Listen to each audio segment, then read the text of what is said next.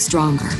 Together, for a future with health for all, hunger for none.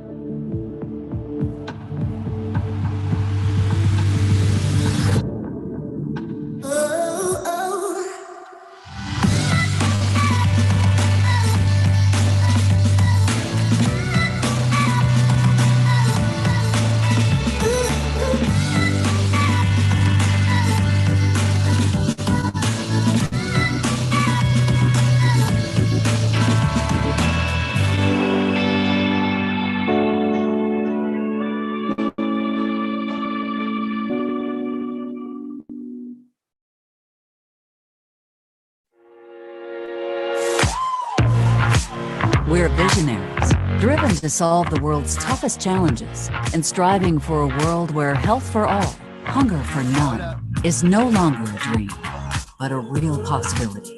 We're doing it with energy, curiosity, and sheer dedication, always learning from unique perspectives of those around us, expanding our thinking, growing our capabilities, and redefining impossible.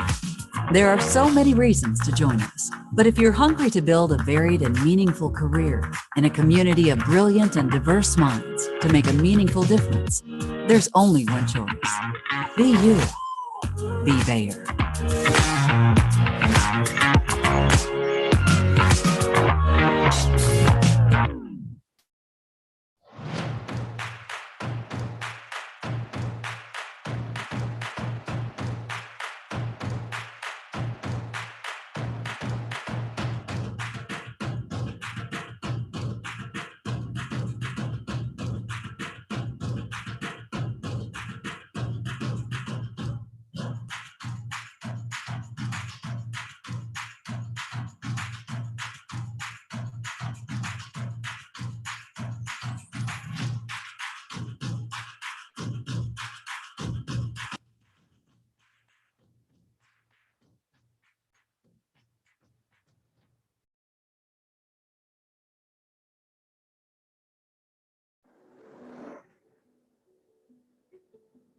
This year, we've remembered what's important. Family and friends, food on our table, health, pulling together and protecting each other. But for many, our most basic needs are still out of reach. So how do we make things better? We need to act together and look to science and innovation to find solutions to the most pressing challenges and support those who keep us going. We need to support farmers who grow our food, help people take care of themselves, and provide urgent treatment to those in need. To make sure that one day we can all stay healthy and no one suffers from hunger. We will only realize this vision together. Together, we will come back stronger. Together, for a future with health for all, hunger for none.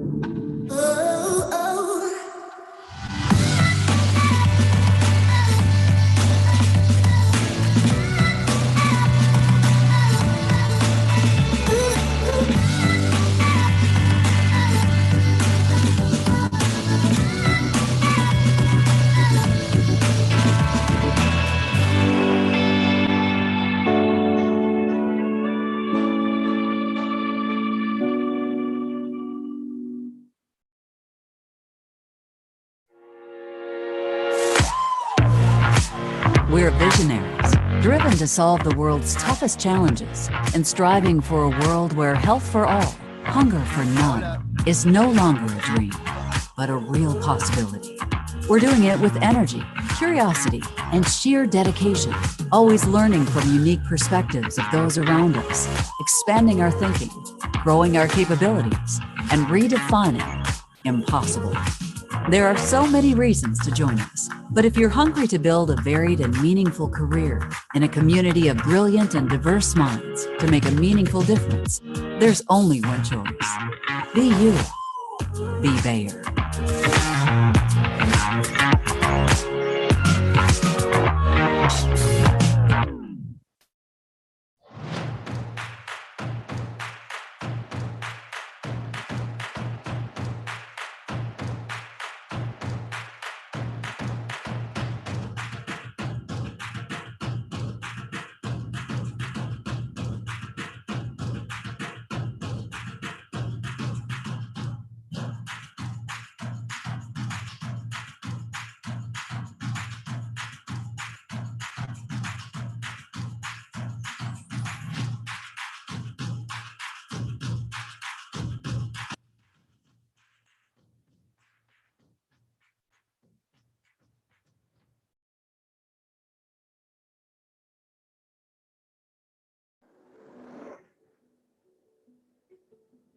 This year, we've remembered what's important.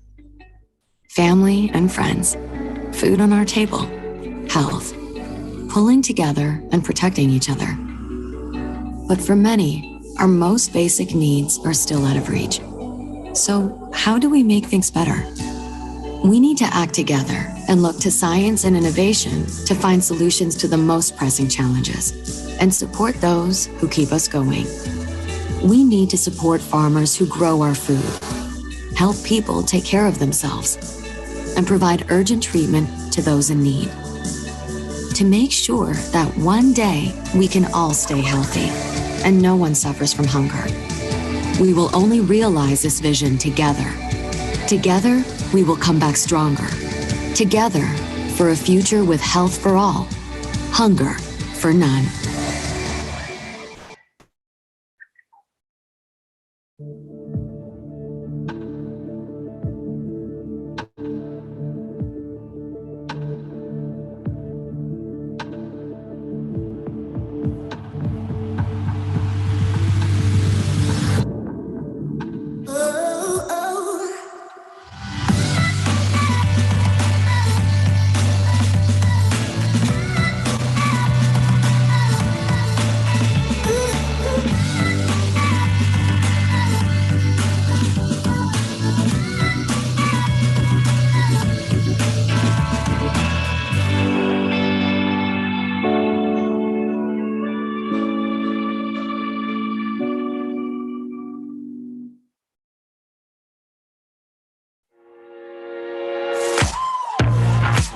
We're visionaries, driven to solve the world's toughest challenges and striving for a world where health for all, hunger for none, is no longer a dream, but a real possibility.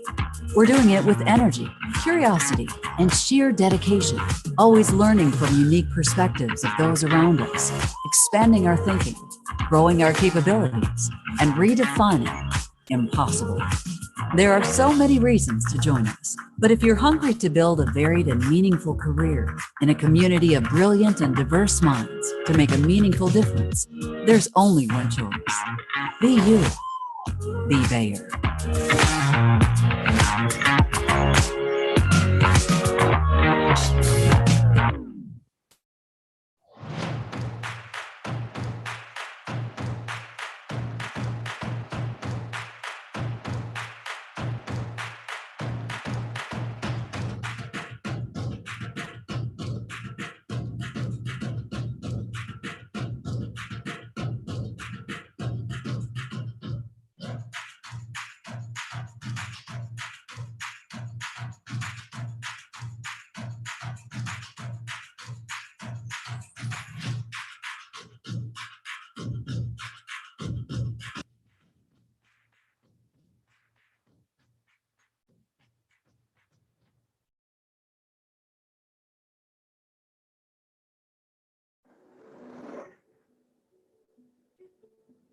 This year, we've remembered what's important.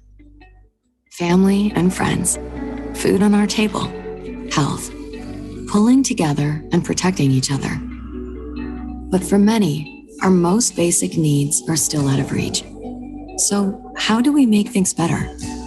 We need to act together and look to science and innovation to find solutions to the most pressing challenges and support those who keep us going. We need to support farmers who grow our food, help people take care of themselves, and provide urgent treatment to those in need. To make sure that one day we can all stay healthy and no one suffers from hunger. We will only realize this vision together. Together, we will come back stronger. Together, for a future with health for all, hunger for none.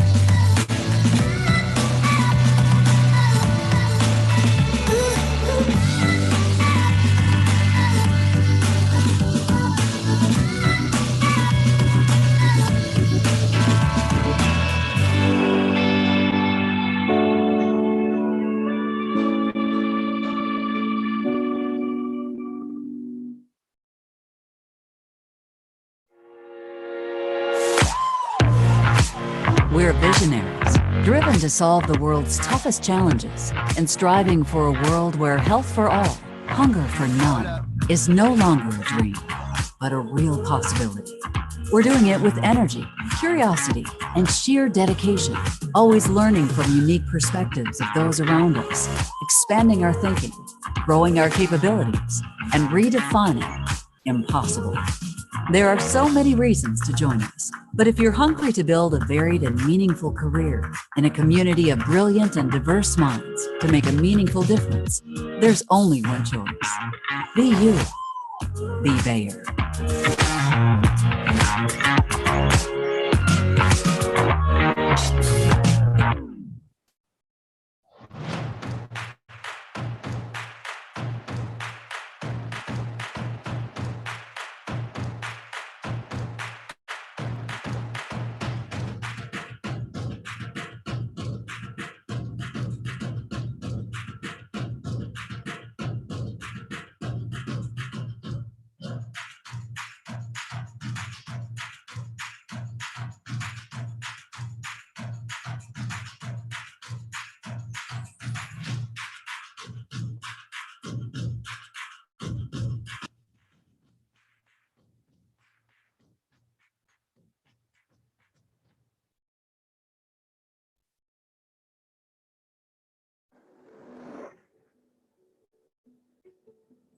This year, we've remembered what's important.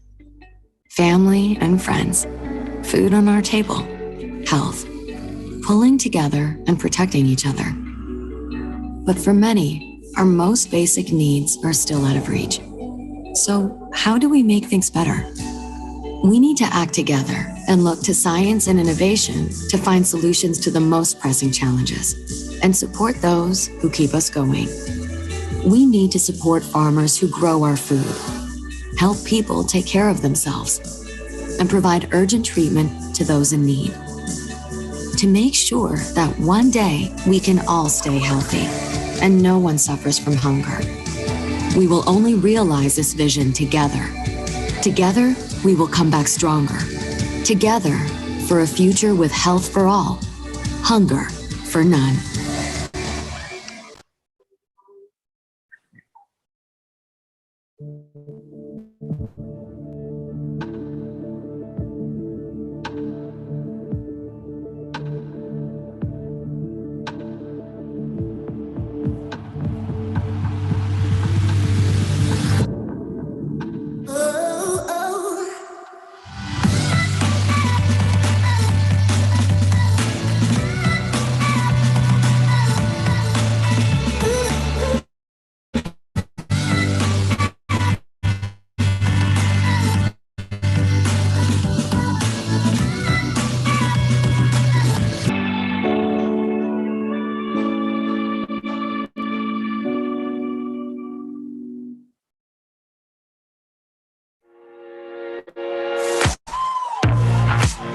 We're visionaries, driven to solve the world's toughest challenges and striving for a world where health for all, hunger for none, is no longer a dream, but a real possibility. We're doing it with energy, curiosity, and sheer dedication, always learning from unique perspectives of those around us, expanding our thinking, growing our capabilities, and redefining impossible. There are so many reasons to join us, but if you're hungry to build a varied and meaningful career in a community of brilliant and diverse minds to make a meaningful difference, there's only one choice. Be you. Be Bayer.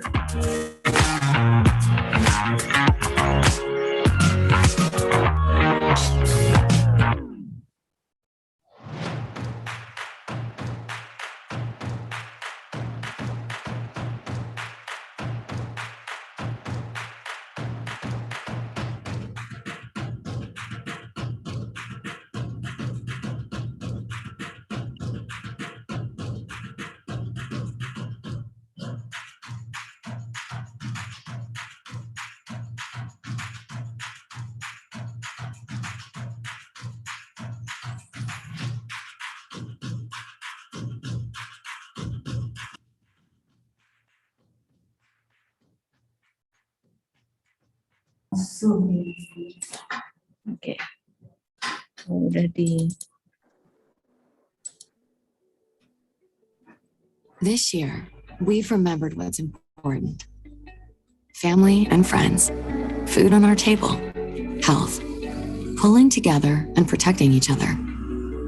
But for many, our most basic needs are still out of reach.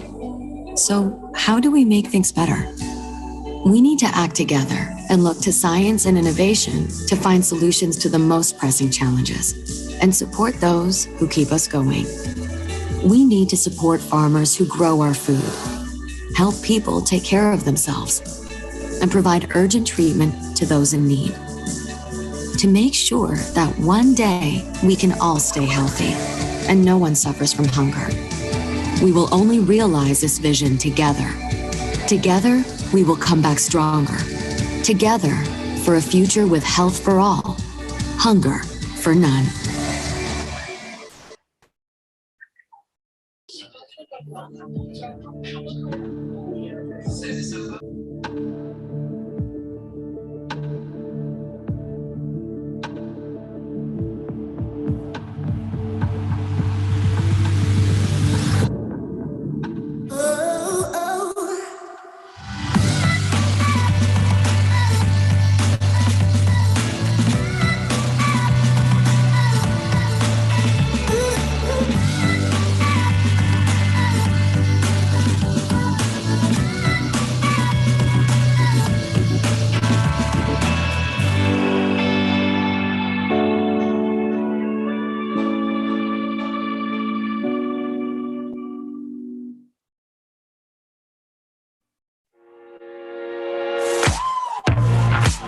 We're visionaries, driven to solve the world's toughest challenges and striving for a world where health for all, hunger for none, is no longer a dream, but a real possibility. We're doing it with energy, curiosity, and sheer dedication, always learning from unique perspectives of those around us, expanding our thinking, growing our capabilities, and redefining impossible. There are so many reasons to join us, but if you're hungry to build a varied and meaningful career in a community of brilliant and diverse minds to make a meaningful difference, there's only one choice. Be you. Be Bayer.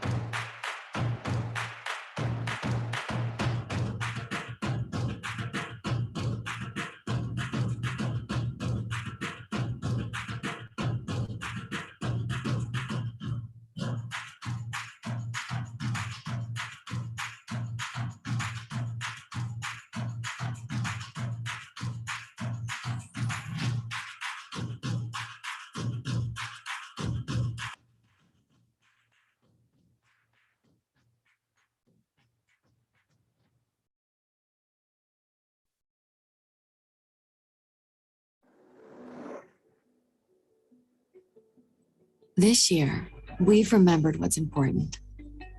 Family and friends, food on our table, health, pulling together and protecting each other. But for many, our most basic needs are still out of reach. So how do we make things better? We need to act together and look to science and innovation to find solutions to the most pressing challenges and support those who keep us going. We need to support farmers who grow our food, help people take care of themselves, and provide urgent treatment to those in need. To make sure that one day we can all stay healthy and no one suffers from hunger. We will only realize this vision together. Together, we will come back stronger. Together, for a future with health for all, hunger for none.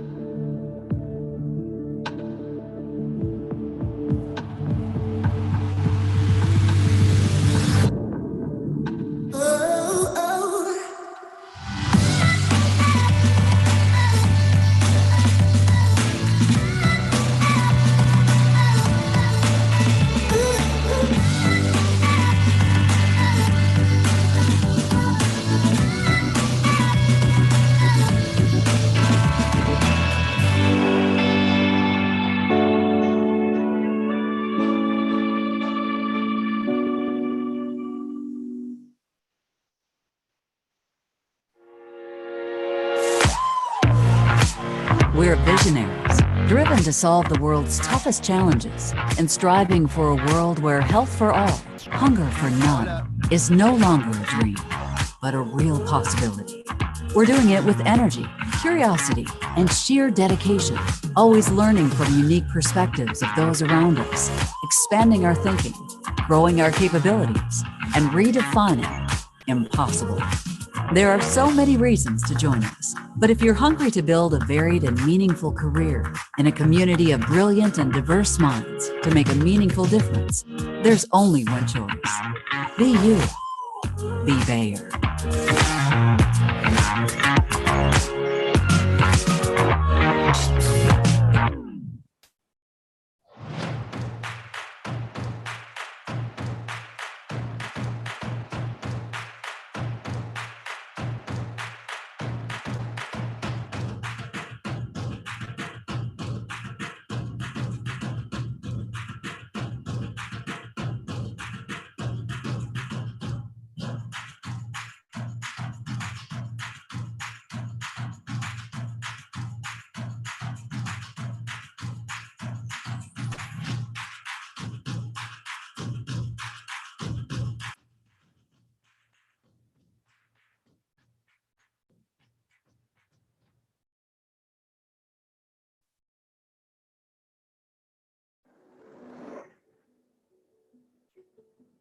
This year, we've remembered what's important.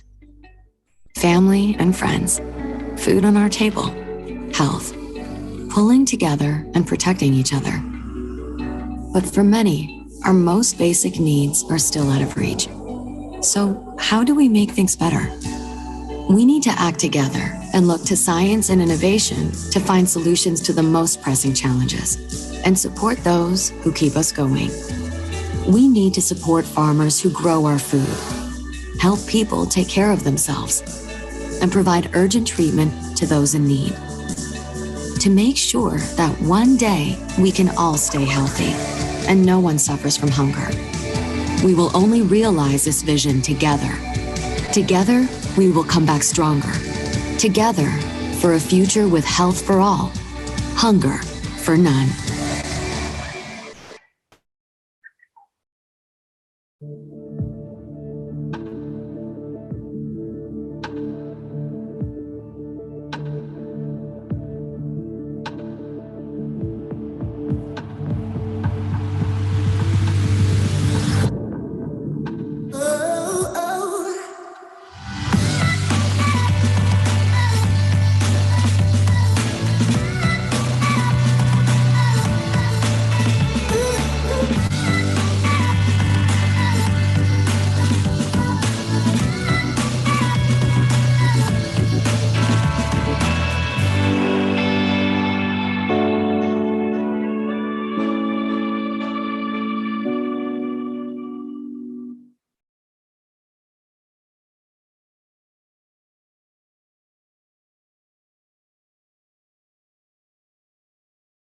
we've remembered what's important. Family and friends, food on our table, health, pulling together and protecting each other. But for many, our most basic needs are still out of reach. So how do we make things better? We need to act together and look to science and innovation to find solutions to the most pressing challenges and support those who keep us going. We need to support farmers who grow our food, help people take care of themselves, and provide urgent treatment to those in need. Make sure that one day we can all stay healthy and no one suffers from hunger. We will only realize this vision together. Together, we will come back stronger. Together, for a future with health for all, hunger for none.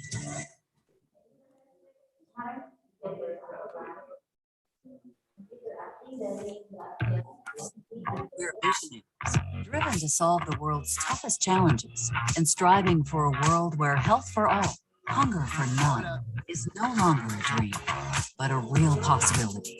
We're doing it with energy, curiosity, and sheer dedication, always learning from unique perspectives of those around us, expanding our thinking, growing our capabilities, and redefining the impossible.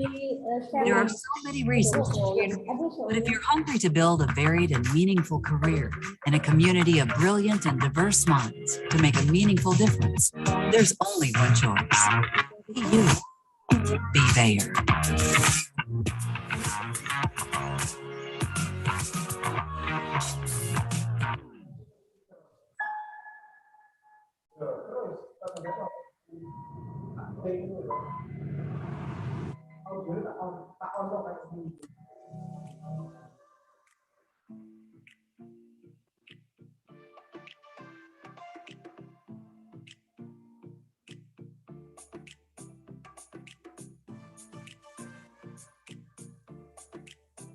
Selamat datang di Fakultas Pertanian Universitas.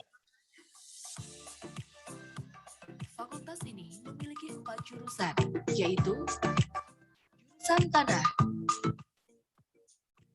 Bidang kajian di jurusan Tanah memfokuskan kelestarian lingkungan menuju terciptanya sistem pertanian yang berlanjut, manajemen kesuburan tanah dan ketersediaan sumber daya air bagi tanaman, serta manajemen sumber daya alam termasuk agroforestry dengan pendekatan ekologi ekonomi yang seimbang. Jurusan Budidaya Pertanian. Jurusan Budidaya Pertanian mempelajari dan menerapkan cara-cara peningkatan produksi tanaman, serta perbaikan teknik budidaya tanaman secara berkelanjutan. Aspek yang dikaji yaitu genetik tanaman, fisiologi tanaman, penampilan fisik tanaman, dan kondisi iklim mikro dan makro di sekitar lingkungan tanaman. Jurusan Hama dan Penyakit Tumbuhan. Arah pengembangan keilmuan di jurusan HPT yaitu mengkombinasikan IPM, ICM, dan ISM untuk mewujudkan sistem pertanian berlanjut. Selain itu, Hama dan Penyakit Tumbuhan juga mendukung program nasional Go Organik untuk menghasilkan produk pertanian sehat yang bebas bahan kimia sintetik berbahaya. Jurusan Sosial Ekonomi. Fokus bidang ilmunya yaitu analisa perkembangan ekonomi pertanian nasional dan dunia literasi keuangan, pemasaran, dan analisa perilaku konsumen. Interaksi sosial dengan masyarakat pedesaan serta komunikasi efektif dengan pelaku agribisnis untuk mengembangkan pertanian yang berkelanjutan. Serta pasca sarjana. Kurikulum di pasca sarjana didesain khusus dengan kombinasi keilmuan berbasis kompetensi teori maupun terapan, sehingga sangat sesuai dengan kebutuhan para akademisi maupun para praktisi di sektor publik dan bisnis. Sejak didirikan pada tahun 1960, saat ini Fakultas memiliki 11 program studi dengan sebagian besar terakreditasi A oleh Ban PT dan program studi di sarjana yang telah tersertifikasi AUN-QIA. Fakultas Pertanian Universitas Brawijaya memiliki 15 pusat kajian, 2 jurnal terindeks Scopus, 20 laboratorium keilmuan, 3 laboratorium lapang.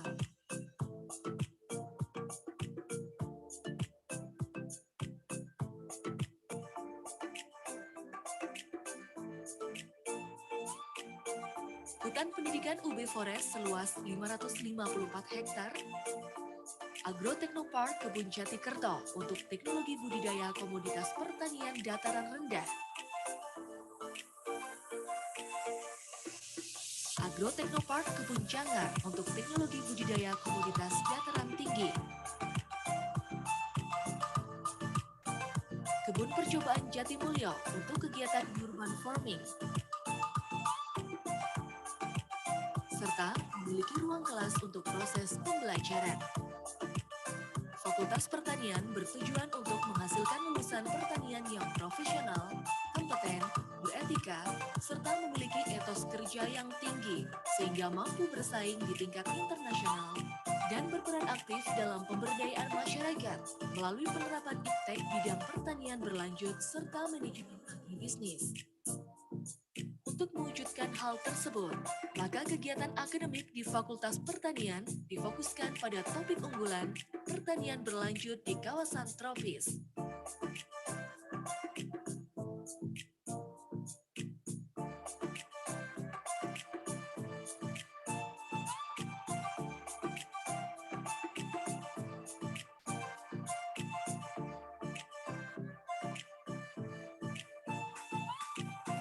Fakultas Pertanian Universitas Brawijaya berkomitmen untuk menjadi institusi pendidikan tinggi pertanian yang unggul, berstandar internasional, dan mampu berperan aktif dalam pengembangan iptek dan pengelolaan sumber daya alam yang berlanjut, serta pengembangan manajemen agribisnis.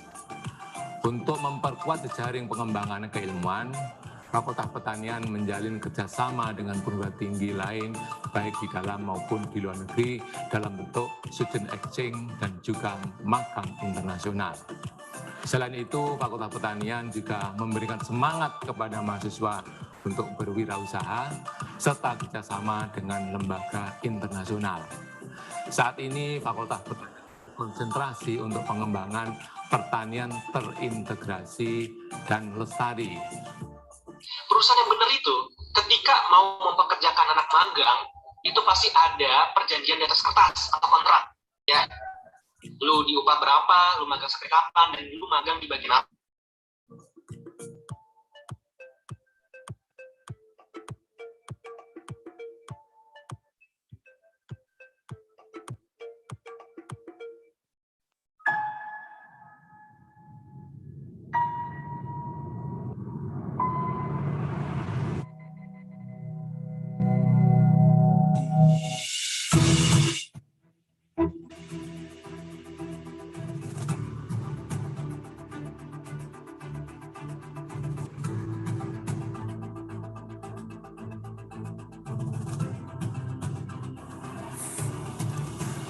Selamat datang di Kantor Urusan Hubungan Internasional Fakultas Pertanian Universitas Brawijaya atau IRU-FP. IRU-FP mengemban tugas untuk membantu pengelolaan kegiatan-kegiatan internasional di lingkungan Fakultas Pertanian dengan tetap mengacu pada ruang lingkup Tridharma perguruan tinggi, yaitu pendidikan, penelitian, dan pengabdian masyarakat dalam perspektif global. Pada bidang pendidikan, IRO memfasilitasi kegiatan-kegiatan internasional seperti program 3-in-1 dengan konsep pengajaran yang melibatkan dosen asing dan dosen praktisi. It has been a pleasure to visit the Faculty of Agriculture of Universitas Brawijaya, especially for student events, and I'm also looking forward to attend more of these events in the future, but also to collaborate on research and project implementation.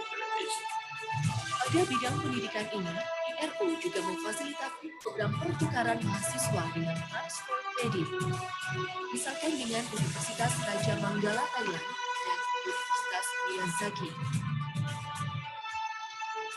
Lebih lanjut, untuk program pertukaran magang dan penelitian mahasiswa secara internasional, baik inbound maupun outbound, Saat ini IRO-FPUB telah dan sedang memperkuat kerjasama dengan IRRI Philippines, EarthNet Thailand, Universitas Ifugao Philippines, Vietnam National University of Agriculture, FEO, Regenerative Academy Spanyol,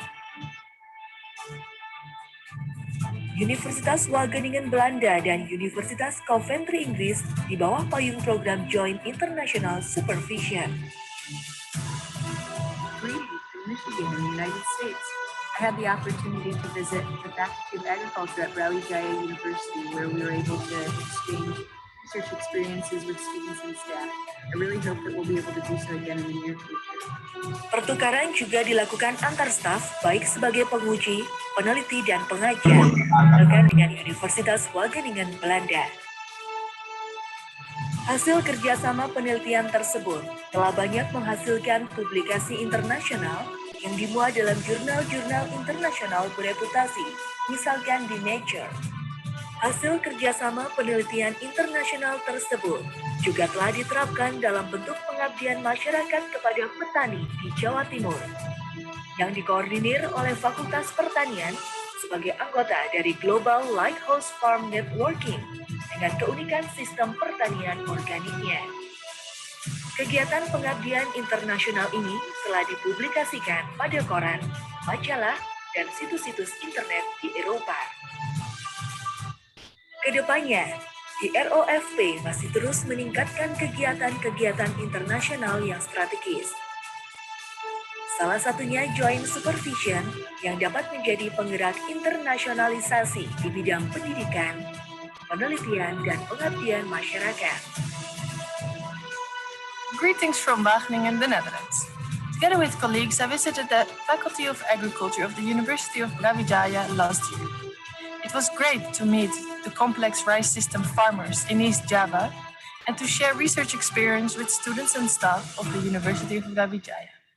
We look forward to strengthen our collaboration between Brawijaya and the global network of lighthouse farms.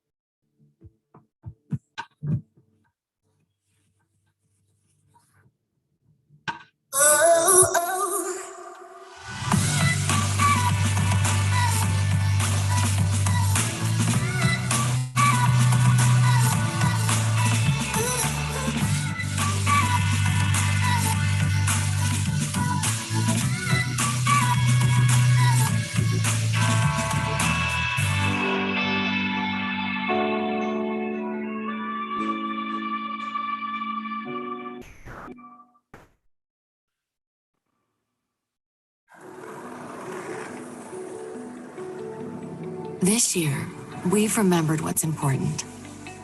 Family and friends, food on our table, health, pulling together and protecting each other. But for many, our most basic needs are still out of reach. So how do we make things better? We need to act together and look to science and innovation to find solutions to the most pressing challenges and support those who keep us going. We need to support farmers who grow our food, help people take care of themselves, and provide urgent treatment to those in need. To make sure that one day we can all stay healthy and no one suffers from hunger. We will only realize this vision together. Together, we will come back stronger. Together, for a future with health for all, hunger for none.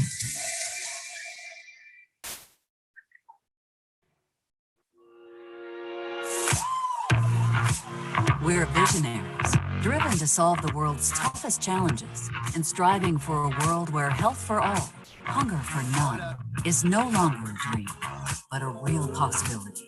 We're doing it with energy, curiosity, and sheer dedication, always learning from unique perspectives of those around us, expanding our thinking, growing our capabilities, and redefining impossible. There are so many reasons to join us, but if you're hungry to build a varied and meaningful career in a community of brilliant and diverse minds to make a meaningful difference, there's only one choice. Be you. Be Bayer.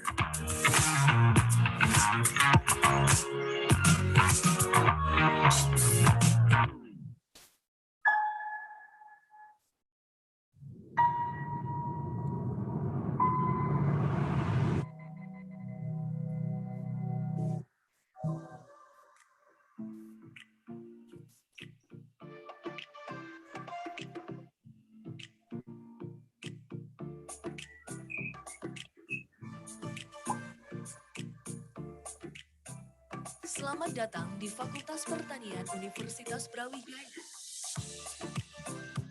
Fakultas ini memiliki 4 jurusan, yaitu jurusan Tanah.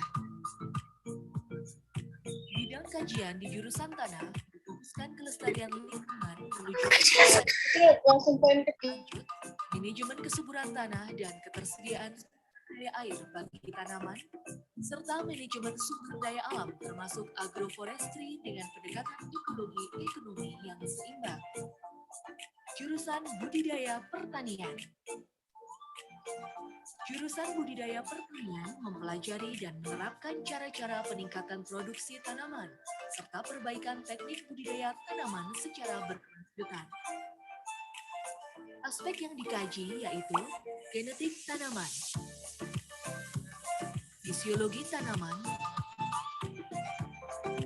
penampilan fisik tanaman, dan kondisi iklim mikro dan makro di sekitar lingkungan tanaman. Jurusan Hama dan Penyakit Tumbuhan. Arah pengembangan keilmuan di jurusan HPT yaitu mengkombinasikan IPM, ICM, dan ISM untuk mewujudkan sistem pertanian berlanjut. Selain itu, jurusan Hama dan Penyakit Tumbuhan juga mendukung program nasional Go Organik untuk menghasilkan produk pertanian sehat yang bebas bahan kimia sintetik berbahaya. Jurusan Sosial Ekonomi. Fokus bidang ilmunya yaitu analisa perkembangan ekonomi pertanian nasional dan dunia literasi keuangan, pemasaran, dan analisa perilaku konsumen. Interaksi sosial dengan masyarakat pedesaan serta komunikasi efektif dengan pelaku agribisnis untuk mengembangkan pertanian yang berkelanjutan. Serta pasca sarjana. Kurikulum di pasca sarjana didesain khusus dengan kombinasi keilmuan berbasis kompetensi teori maupun terapan, sehingga sangat sesuai dengan kebutuhan para akademisi maupun para praktisi di sektor publik dan bisnis. Sejak didirikan pada tahun 1960, saat ini Fakultas Pertanian memiliki 11 program studi dengan sebagian besar terakreditasi A oleh Ban PT dan program studi di sarjana yang telah tersertifikasi AUN-QA. Fakultas Pertanian Universitas Brawijaya memiliki 15 pusat kajian, 2 jurnal terindeks Scopus, 20 laboratorium keilmuan, 3 laboratorium lapang.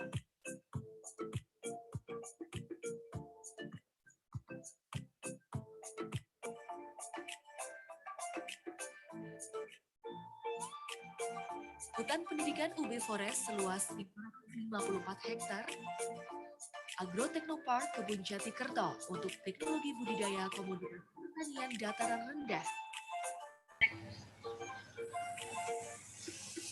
Iya, nggak apa-apa. Aku juga nggak. Teknologi budidaya komoditas dataran tinggi.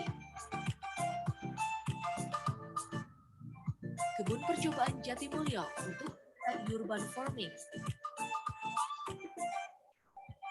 Serta memiliki ruang kelas untuk proses pembelajaran.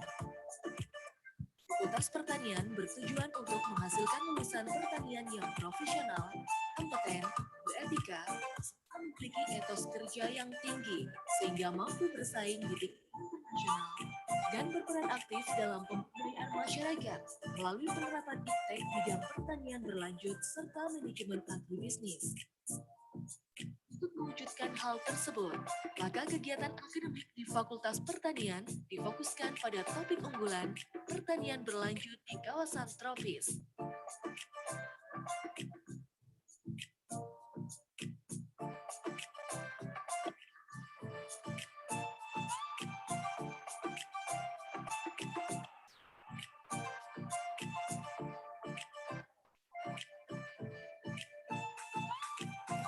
Fakultas Pertanian Universitas Brawijaya berkomitmen untuk menjadi institusi pendidikan tinggi pertanian yang unggul, berstandar internasional, dan mampu berperan aktif dalam pengembangan iptek dan pengelolaan sumber daya alam yang berlanjut, serta pengembangan manajemen agribisnis.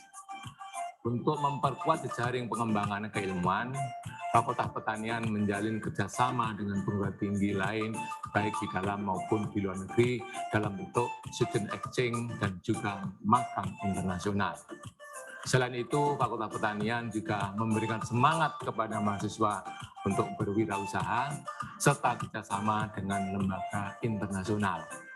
Saat ini, Fakultas Pertanian berkonsentrasi untuk pengembangan pertanian terintegrasi dan lestari.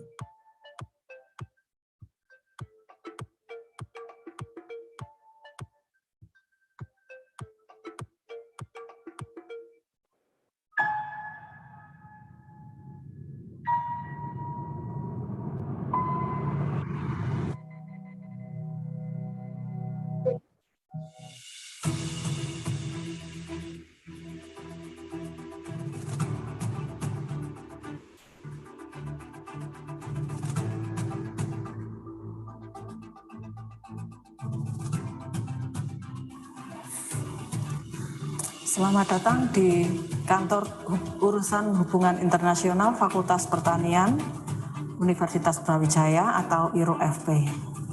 IRU-FP mengemban tugas untuk membantu pengelolaan kegiatan-kegiatan internasional di lingkungan Fakultas Pertanian dengan tetap mengacu pada ruang lingkup Tridharma perguruan tinggi, yaitu pendidikan, penelitian, dan pengabdian masyarakat dalam perspektif global.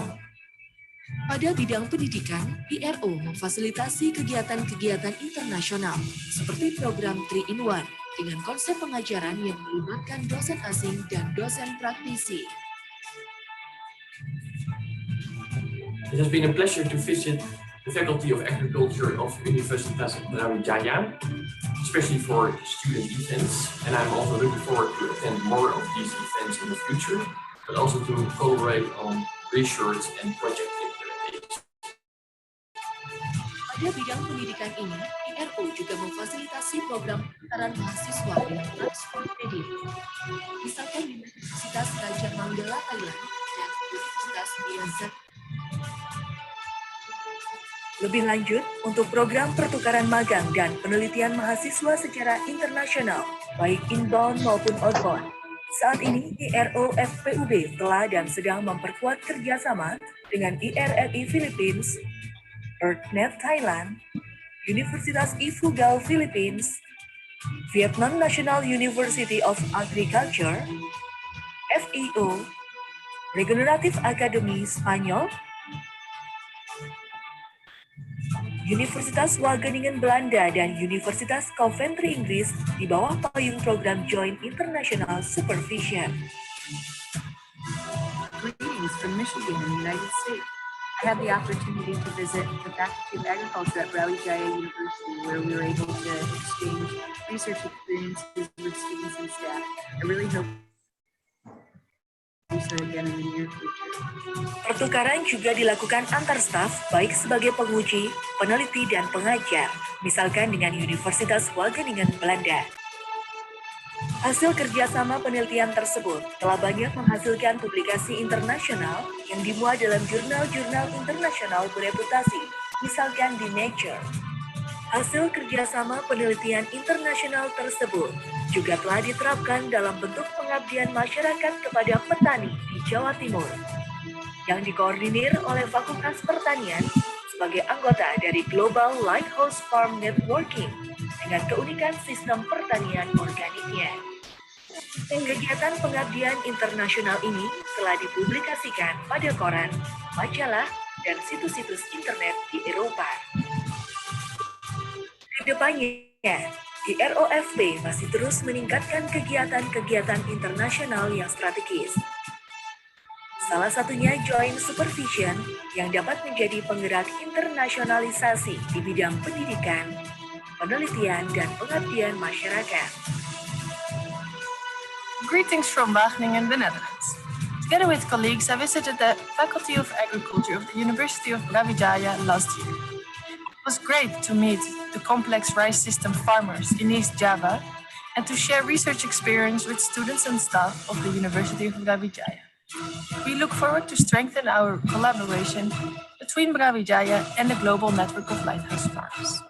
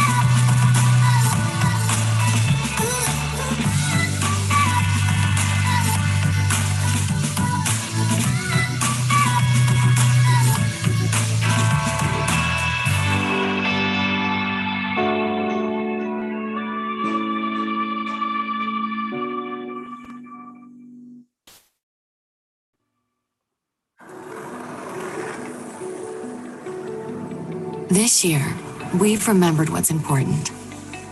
Family and friends, food on our table, health, pulling together and protecting each other.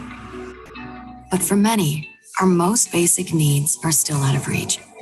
So how do we make things better? We need to act together and look to science and innovation to find solutions to the most pressing challenges and support those who keep us going. We need to support farmers who grow our food, help people take care of themselves, and provide urgent treatment to those in need. To make sure that one day we can all stay healthy and no one suffers from hunger. We will only realize this vision together. Together, we will come back stronger. Together, for a future with health for all, hunger for none.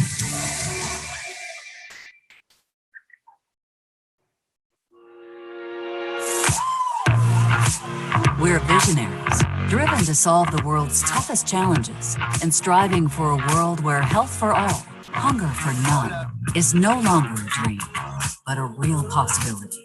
We're doing it with energy, curiosity, and sheer dedication, always learning from unique perspectives of those around us, expanding our thinking, growing our capabilities, and redefining impossible.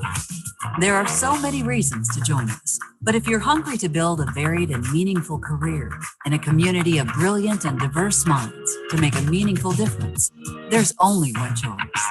Be you.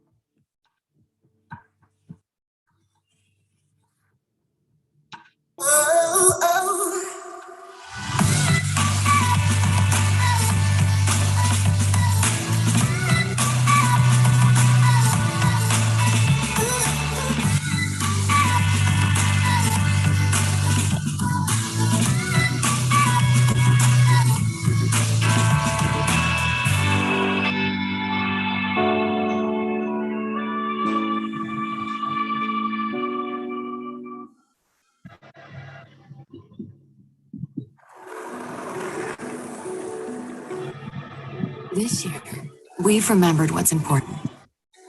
Family and friends, food on our table, health, pulling together and protecting each other.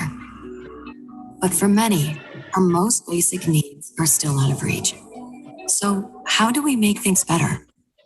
We need to act together and look to science and innovation to find solutions to the most pressing challenges and support those who keep us going.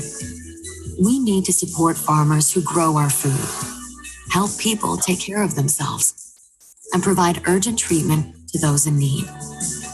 To make sure that one day we can all stay healthy and no one suffers from hunger. We will only realize this vision together. Together, we will come back stronger. Together, for a future with health for all, hunger for none.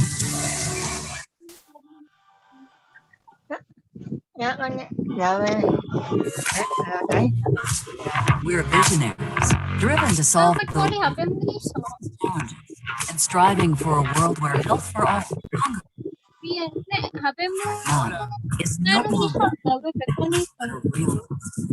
We're doing it with energy, curiosity, and sheer dedication, always learning from unique perspectives of those around us, expanding our thinking, growing our capabilities, and redefining impossible. There are so many reasons to join us, but if you're hungry to build a varied and meaningful career in a community of brilliant and diverse minds to make a meaningful difference, there's only one choice. Be you. Be there.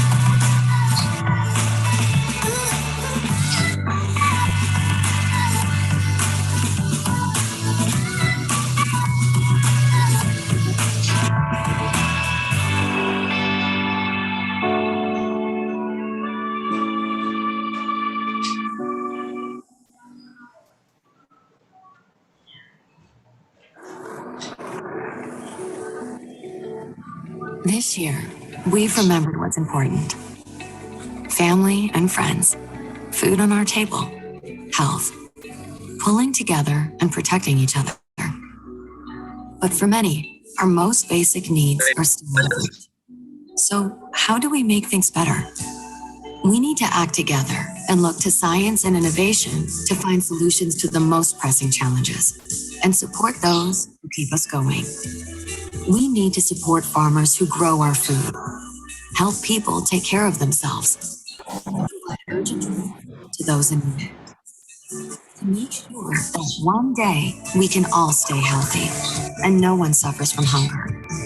We will only realize this vision together. Together, we will come back stronger. Together, for a future with health for all, hunger for none.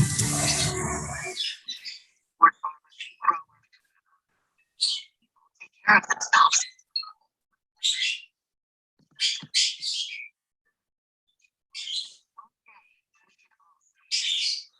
Good morning, everyone. Nice to see you today. So I would like to welcome Mr. Patrick Gurley from Bayer, Mrs. Sylvia Wilton, Mrs. Aronika, Dr. Xiang Hee Tan, and Professor Anthony Suwanto, Dr. Chiang Chen. Okay, so may we start today's webinar?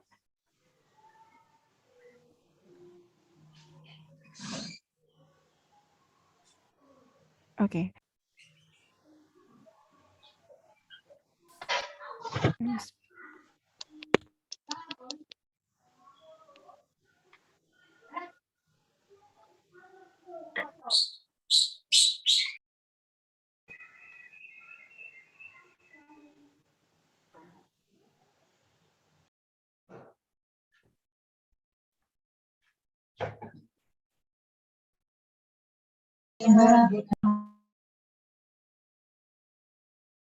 Okay, can we start the webinar?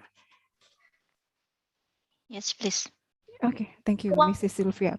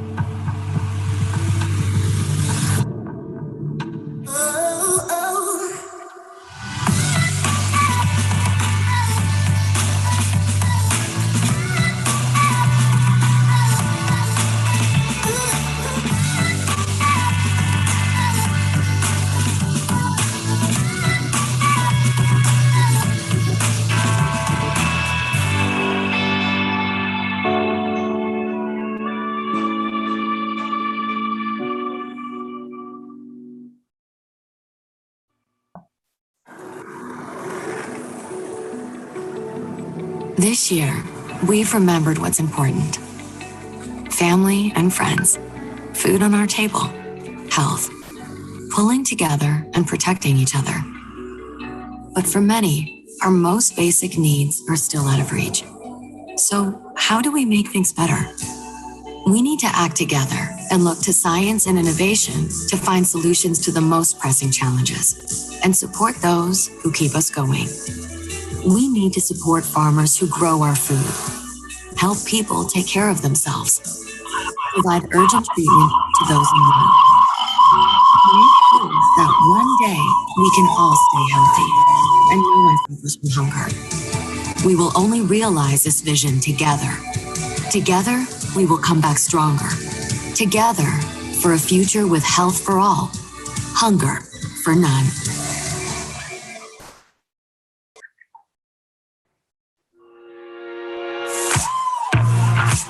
We're visionaries, driven to solve the world's toughest challenges and striving for a world where health for all, hunger for none, is no longer a dream, but a real possibility.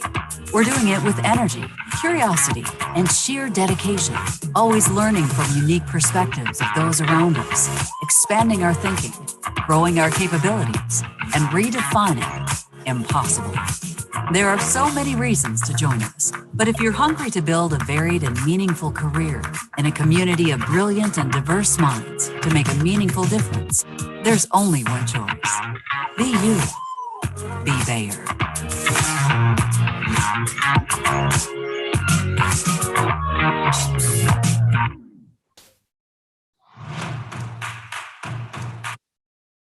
Assalamualaikum warahmatullahi wabarakatuh. Good morning, ladies and gentlemen. Nice to meet you today. First of all, let's say thanks to the God Almighty because of His grace, blessing, and guidance, so we can attend this international webinar in good and healthy conditions. And my name is Jan Islami. It is a really wonderful chance and also precious chance for me to be your master of ceremony for today's beautiful mornings on Saturday, 30th of October 2021, in the International Webinar of Biotechnology, Current Trends and Breakthrough in Indonesia.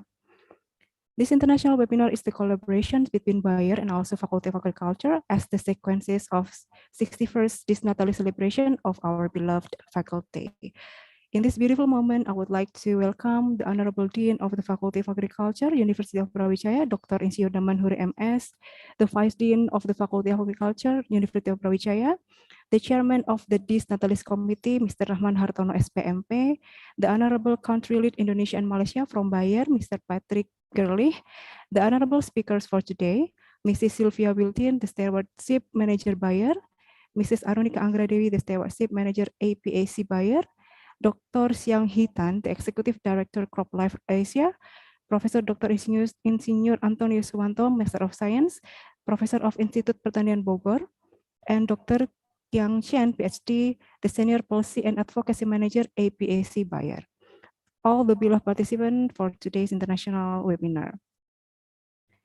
Ladies and gentlemen, before we begin the webinar, let us pray together first so this webinar can run successfully. So I will lead the praying by saying start praying.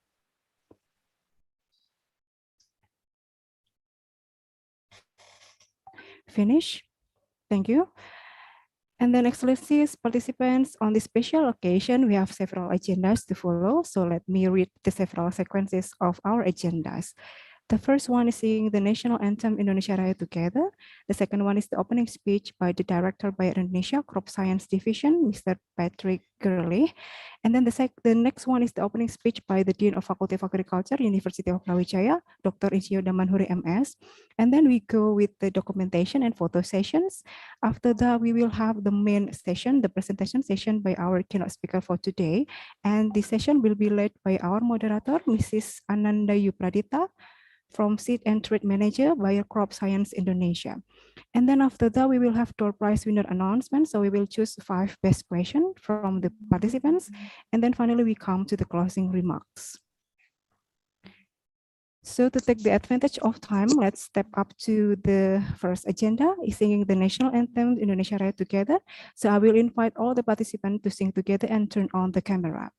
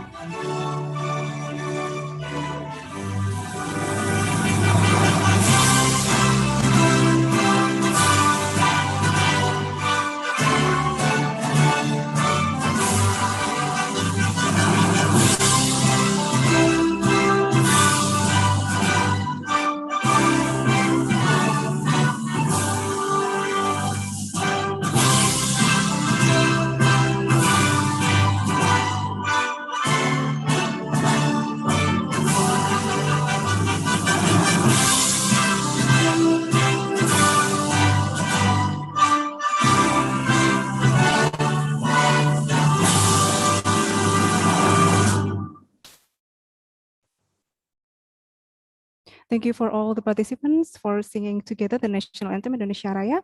Now let's step up to the next agenda, the opening speech by the director by Indonesia Crop Science Division, Mr. Patrick Gurley. So Mr. Patrick, time is all yours. Yes, thank you Ibu. Selamat pagi semuanya. Senang melihat kalian semua hari ini. I hope I find you well and healthy this morning on a Saturday morning. Thank you, everyone. I see there's almost 450 participants joining us today. So I really appreciate you taking the time out of your weekend to spend some time with us over the next few hours to talk about this very exciting topic of biotechnology, specifically in Indonesia.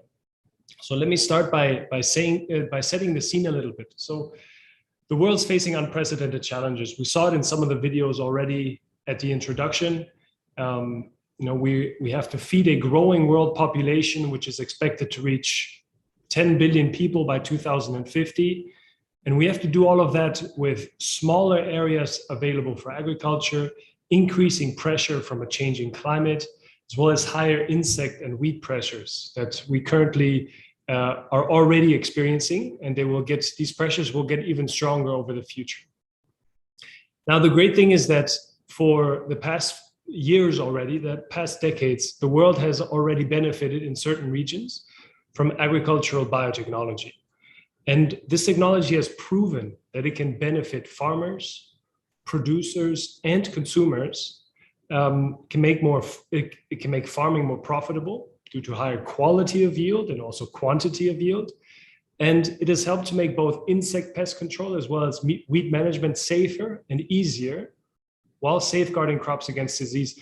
And this has been proven in big markets such as the United States or Brazil, but also in markets with a more smallholder footprint, such as the Philippines. So the fact that Indonesia is now opening up to biotechnology with the latest approval on corn biotech from a few months ago. I'm convinced that this will take Indonesian agriculture to the next level. It will help farmers, producers, and consumers across the country, and it is a big step towards ensuring food security for the Indonesian population. And the other topic today, which is closely connected to this biotechnology piece, is the topic of stewardship. And I'm happy that some of our stewardship colleagues from Bayer will be sharing some topics on this with all of you. Stewardship is important for biotech, just as it is for the crop protection usage. Yeah. And whether it's stewardship or safe use of biotechnology, both of these topics are extremely important because we need to make sure that the use of biotechnology happens in a safe and responsible way to safeguard the environment, humans, and the like, but also that the sustainability of the technology maintains and benefits us for decades to come. So I'm really looking forward to the sessions today. I lastly want to thank all of you again for being here, and a special thanks to our partners and speakers today. I'm looking forward to the presentations. Terima kasih banyak, and back to you, Ibu. Terima kasih, Pak Patrick, for the opening speech. We do hope that today's international webinar also give a lot of advantage, especially to support the sustainable agriculture and also humanity in the future. Thank you so much. Okay, so next, let's jump to the next agenda. So we will have the opening speech by our Dean of Faculty of Agriculture, University of Brawijaya, Dr. Insinyur Damanhuri MS. So for Mr. Daman, time is yours.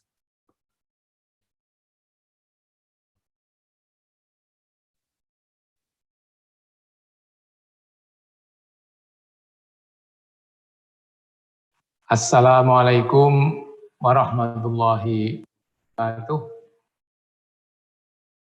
Good morning, ladies and gentlemen. First of all, let us thank God, the Almighty, for the grace and guidance for us.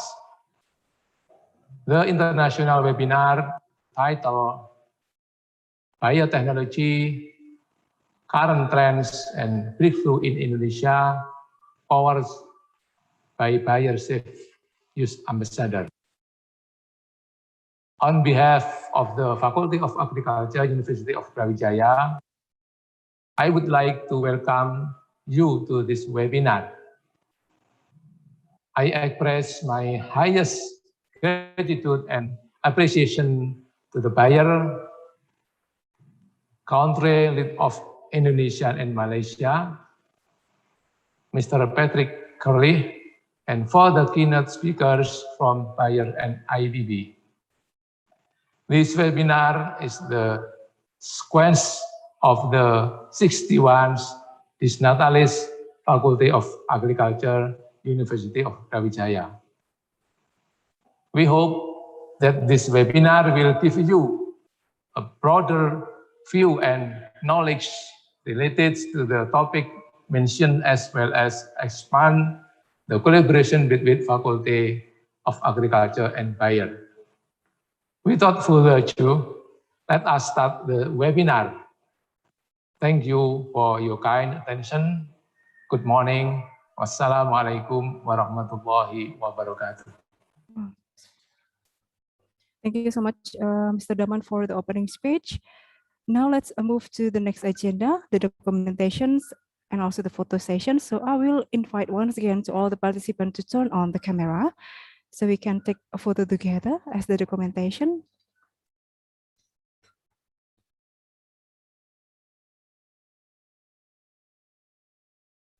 Okay, so I will count to 3. So please show us your best smile for today. 1, 2, 3. Once again, 1, 2, 3. Is it enough, Mr. Edo? Okay, so thank you so much for all the participants and also all the keynote speakers for today. Now we go to the main sessions, the presentation sessions, and like what I said previously, that this session will be led by our moderator today. So I will invite the moderator for today, Mrs. Ayu. Are you here already? Yes, Mbak Dian, I'm here. Okay, so before we start the session, I will introduce Mrs. Ayu to all of you today. So Mrs. Anandia Pradita Ayu is the Seed and Trade Manager of Bayer Crop Science Indonesia. She is graduated majoring microbiology in ITB, and also for the master degree is planned biotech for ITB. Experience is 6 years in biotech regulatory and also 5 years in molecular biology research. Is it true, Mrs. Ayu? Yes, correct. Yes, okay. Thank you so much, Mrs. Ayu. So I will give the time and floor for our moderator today, Mrs. Ayu. So time is yours. Thank you so much, Ms. Dian, for the kind introduction. So good morning, everyone. How are you? I hope you are having a great time today with our session in this Saturday morning. So thank you so much for your presence in this biotechnology seminar by Bayer CFU's Ambassador. So without waiting, we will just move on to our first agenda, is the presentation coming from Dr. Xiang Hee Tan. It's regarding the food security challenge, a prospect of novel technologies or product for Indonesia. Dr. Xiang Hee Tan. Yeah, Ibu. Can I you share my for screen? joining. I think it's already shared by the operator, Dr. Xiang Hee. Okay, thank you. Okay, I will read first your CV if you don't mind before you start presenting. Okay. So Dr. Xiang Hee Tan is currently serve as a CropLife Asia Executive Director. And the CropLife Asia is the Asian operation of an international trade association with a presence in 91 countries. At the CropLife Asia, he is responsible for directing regulatory affairs, intellectual property rights, crop protection, seed and biotech, and also advocacy and outreach programs in 15 Asian countries. His other professional experience include the establishing of the University of Putra Malaysia Genome Center and management of 2 startup ventures developing bioinformatics software and prenatal genetic testing. He is also responsible for the biotech section for the Sime Darby Technology Center, also in several projects managing related with a large-scale farming and also agri-entrepreneur program. He was also the CEO of HLH Agri International Pte Ltd, which is managing a large-scale corn plantation in Indonesia and Cambodia, and also Agri-Entertainment Park. Dr. Tan holds a BSc in Plant Pathology from the University Pertanian Malaysia and MSc in Genetic Engineering from University Putra Malaysia.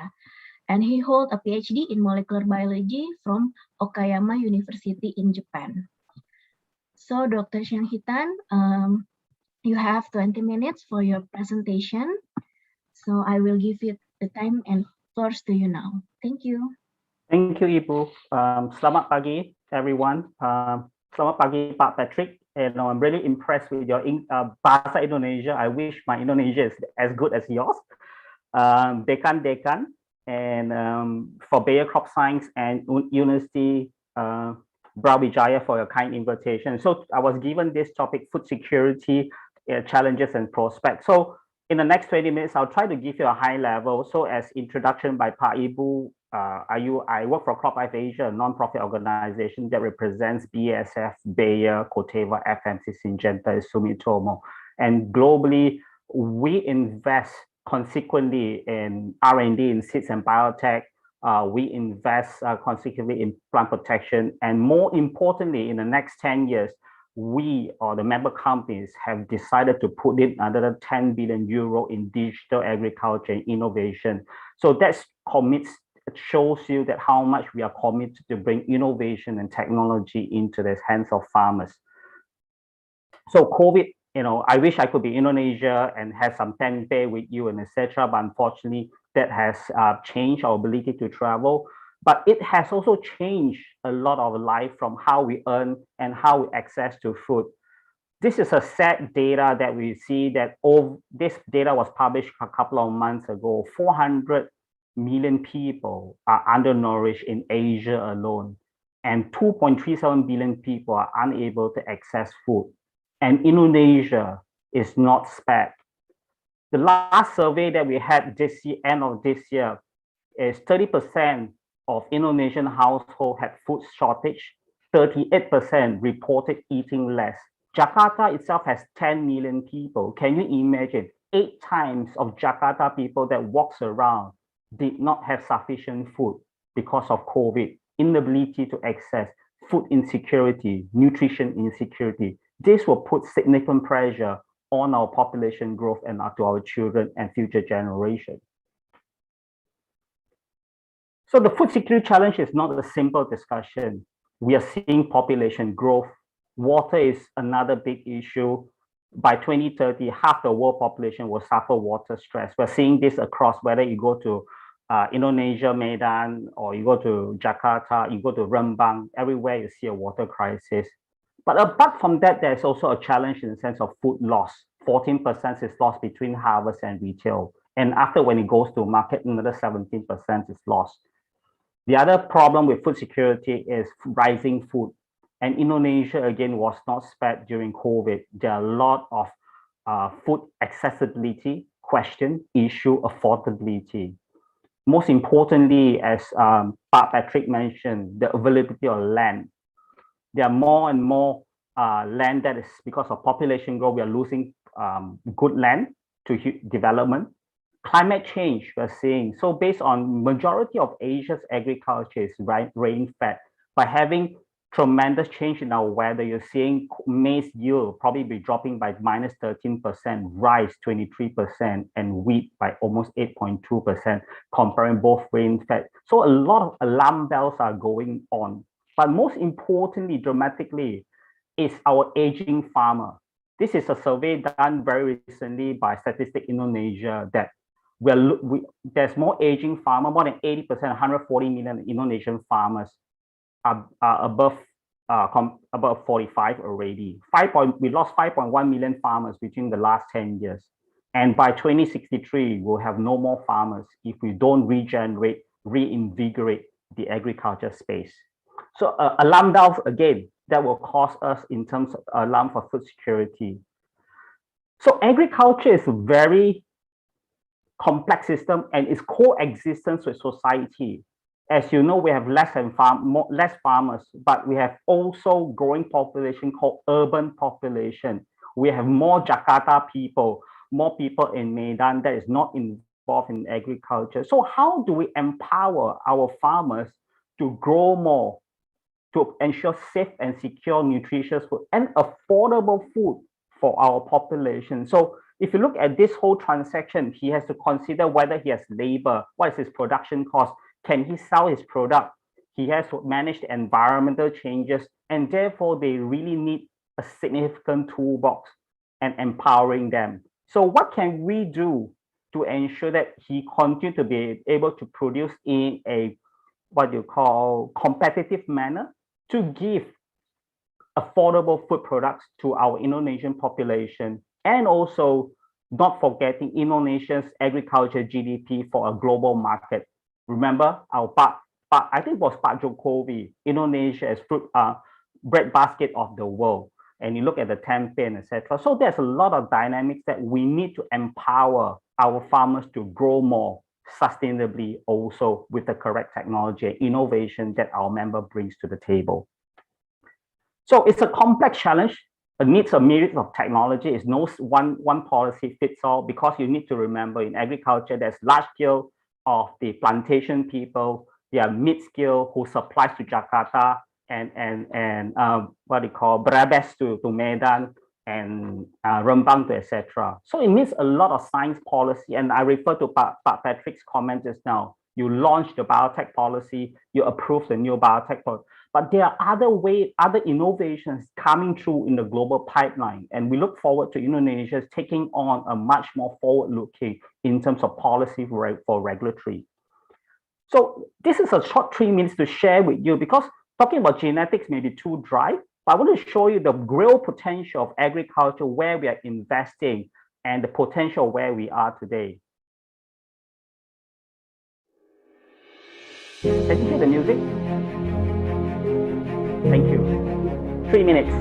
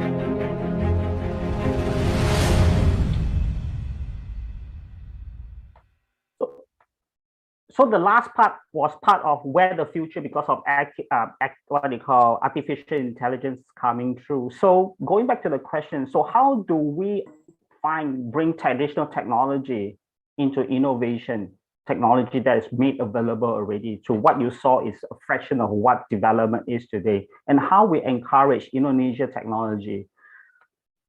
This is from a photo that I took in Semarang, from a hybrid crops next to a farm safe seed into hybrid and biotech traits. We'll talk about why we are here today. It's the technology itself and how does it help propel or quantum leap your domestic agriculture.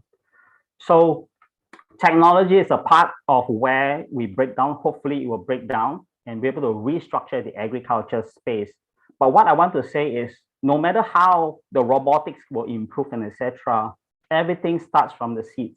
If we do not have the good starting material from a full genetics that we have taken years to breed, we will not see the farmers reaping the products with good crop protection produce, what do you call, production care, crop care, all the way to yield and post-harvest and go to market. So the whole suit is important, but it starts from the seeds. So talking about decreasing arable land. So this is an example of where Brazil, and again, Patrick alluded to it just now, by the green line at the bottom, at the same acreage for the last 20 years, Brazil with biotechnology has managed to triple their yield under the same land area. So having that, we don't have to open up more land area, but be able to produce more within that limited space that we have. First, technology benefit. Second, on herbicide tolerance, we never have to worry about weeds again, because more weeds will compete and what you call have a negative impact on our plant growth. So by growing corn, herbicide tolerant corn, you reduce the needs for tilling and protecting your carbon sequestration, what you call protecting the soil moisture, increasing your carbon sequestration, reduce soil erosion. Because I've grown corn in Cambodia and Indonesia, and you know the Indonesia rain, the torrential rain, you'll be losing a lot of topsoil because of this mulching, and also by having biotech, you have zero tilling and be able to protect your soil as a much more, the whole sustainability question is much more intact, and therefore giving our farmers a better yield potential at the end also. But I think Dr. Jen will cover a bit more on the biotech crop itself. I just want to give you a run through. And Indonesia is also one of the first to look at climate change, drought resistance. Again, Professor Antonius will also be talking about this. Again, you're seeing Indonesian taking on innovation, but we need to look at it. What other segment of technology that we can bring into the market in the plant science sector? So on the pest disease, also conventional corn to the BT corn.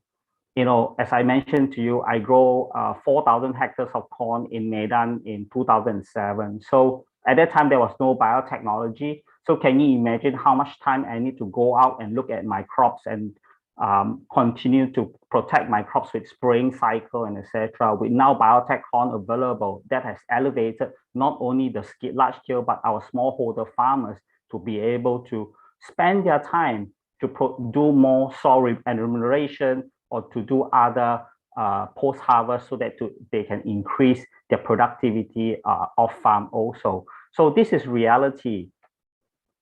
So coming back to that, the whole biotech crop has really benefited the smallholder farmers, the 17 smallholder farmers that it takes on. It's not only for large-scale commodity, large-scale farming, but smallholders like Philippines. Almost 90% of Philippines corn is already traits or hybrid in a tribid plus biotech, where BT and also herbicide tolerant are included in a single traits.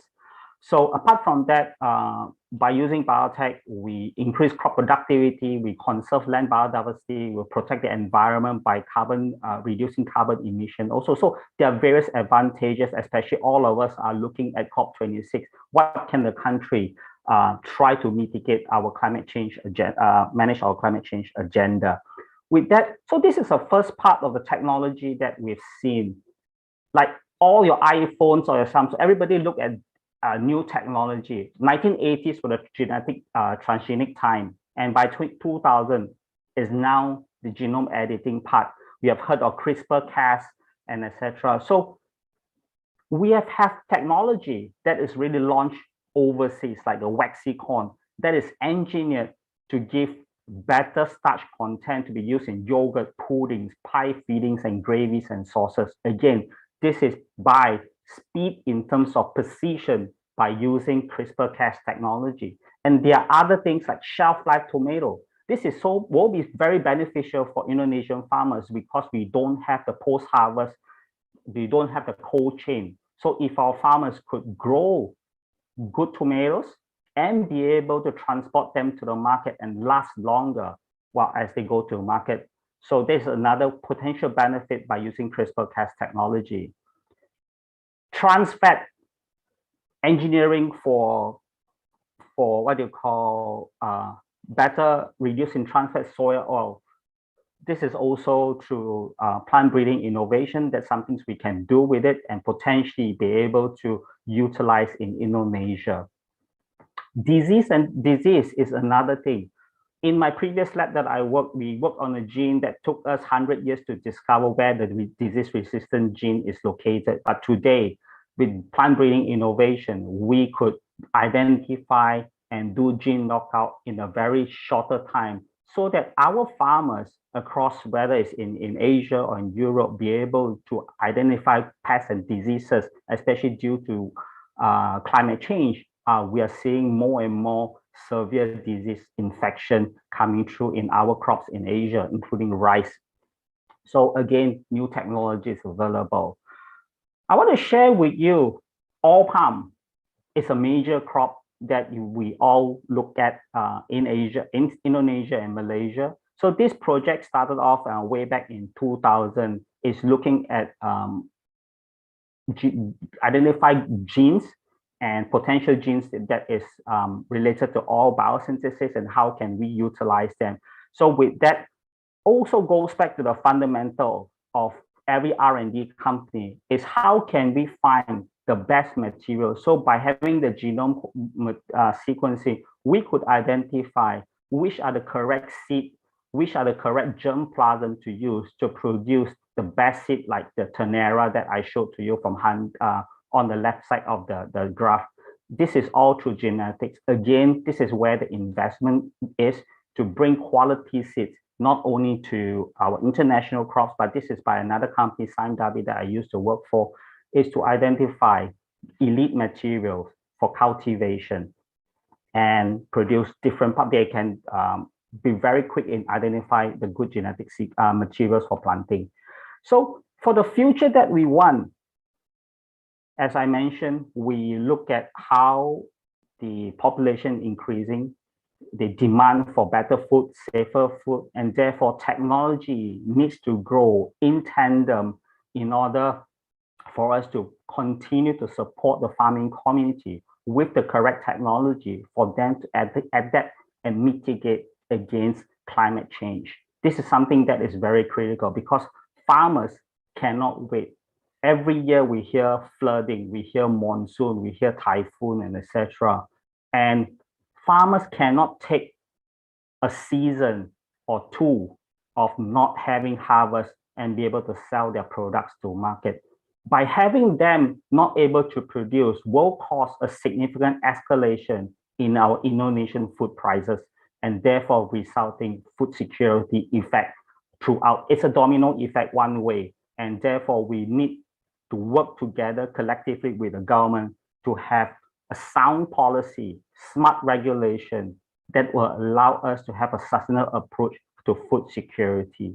So very important collectively, we look at the technology that we can do in terms of large scale adaptation. First adapter will give the larger piece because a lot of government tends to, we need to make sure that the technology is skill neutral. We understand that, but we need to have early adopters also because the early adopters will have different sense of technology. And then while more and more people adopt, the prices of certain things will also fall and make things feasible for every community. But we shouldn't stop and say, let's wait for everybody to be able to access the technology before we put the technology to market. So I think the government are now looking at it because what do you call, smallholder farmers needs a separate skill, separate hand-holding, separate policy to support them, while the mid-scale and the large scale will have a different policy to shape. We cannot have a single policy that covers everything. So again,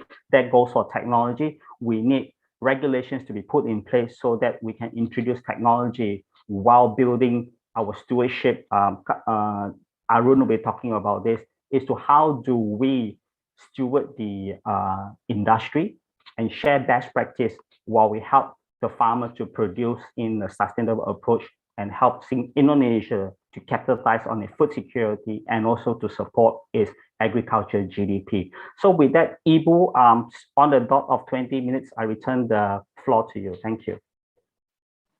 Thank you so much, Dr. Tan, for your interesting presentation and video.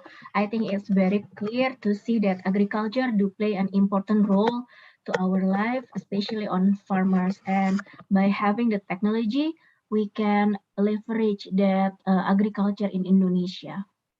Thank you, Dr. Tan. I hope you can stay until our Q&A session in the next upcoming hour. Okay, for the participant, I would like to remind you that you can drop your a question on the chat box, whether in Bahasa or in English, and we can do the Q&A after all the presenter is presenting their presentation.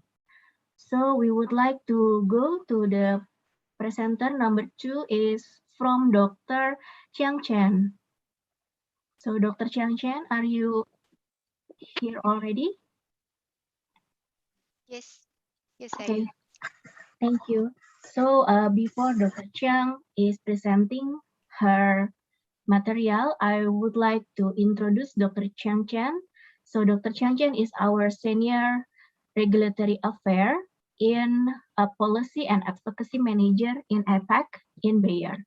And Dr. Chiang is passionate about the science communication and has been actively engaging with the scientific community to improve understanding of the science, safety, and benefit of the new technology in agriculture. Prior joining Bayer, Dr. Chiang working in IFF as a regulatory affairs manager for Southeast Asia, Australia, and New Zealand. And she is also having experience in Monsanto as a regulatory affairs manager leading multiple biotech projects in APAC.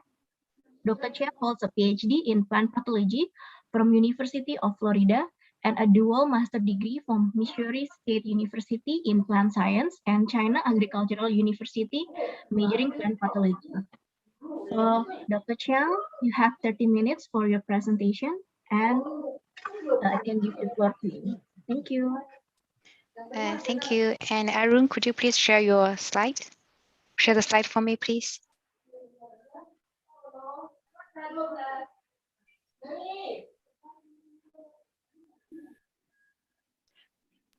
Arun?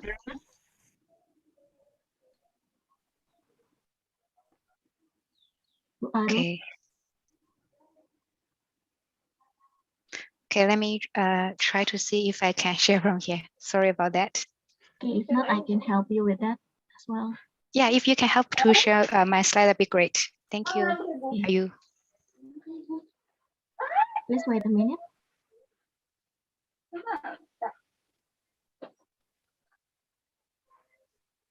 Yeah, great. Thank you so much. Thank you. Thank you. Biotechnology safety.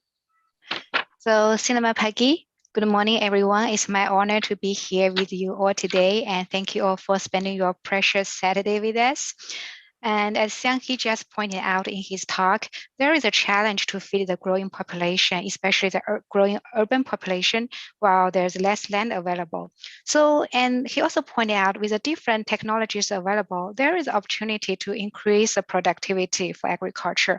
Biotechnology and GMO is one of the important tools available to farmers to tackle this challenge and reshape agriculture. So I'm going to talk a little bit about GMO, what it is, how it is made, why do we need them, and very importantly, its safety. Next slide, please. So while we go through the discussion, here are a few questions I hope you can reflect at the end of the presentation. Were there anything that surprised you? Are there 1 to 2 things that you can't wait to tell someone else? Or is there anything more that you would like to know about? Next slide, please. There is a lot of discussion around the GMO and about technology. And I think understanding of the history of GMOs, what they are and how they're used, helps to put a lot of the current discussion into better perspective.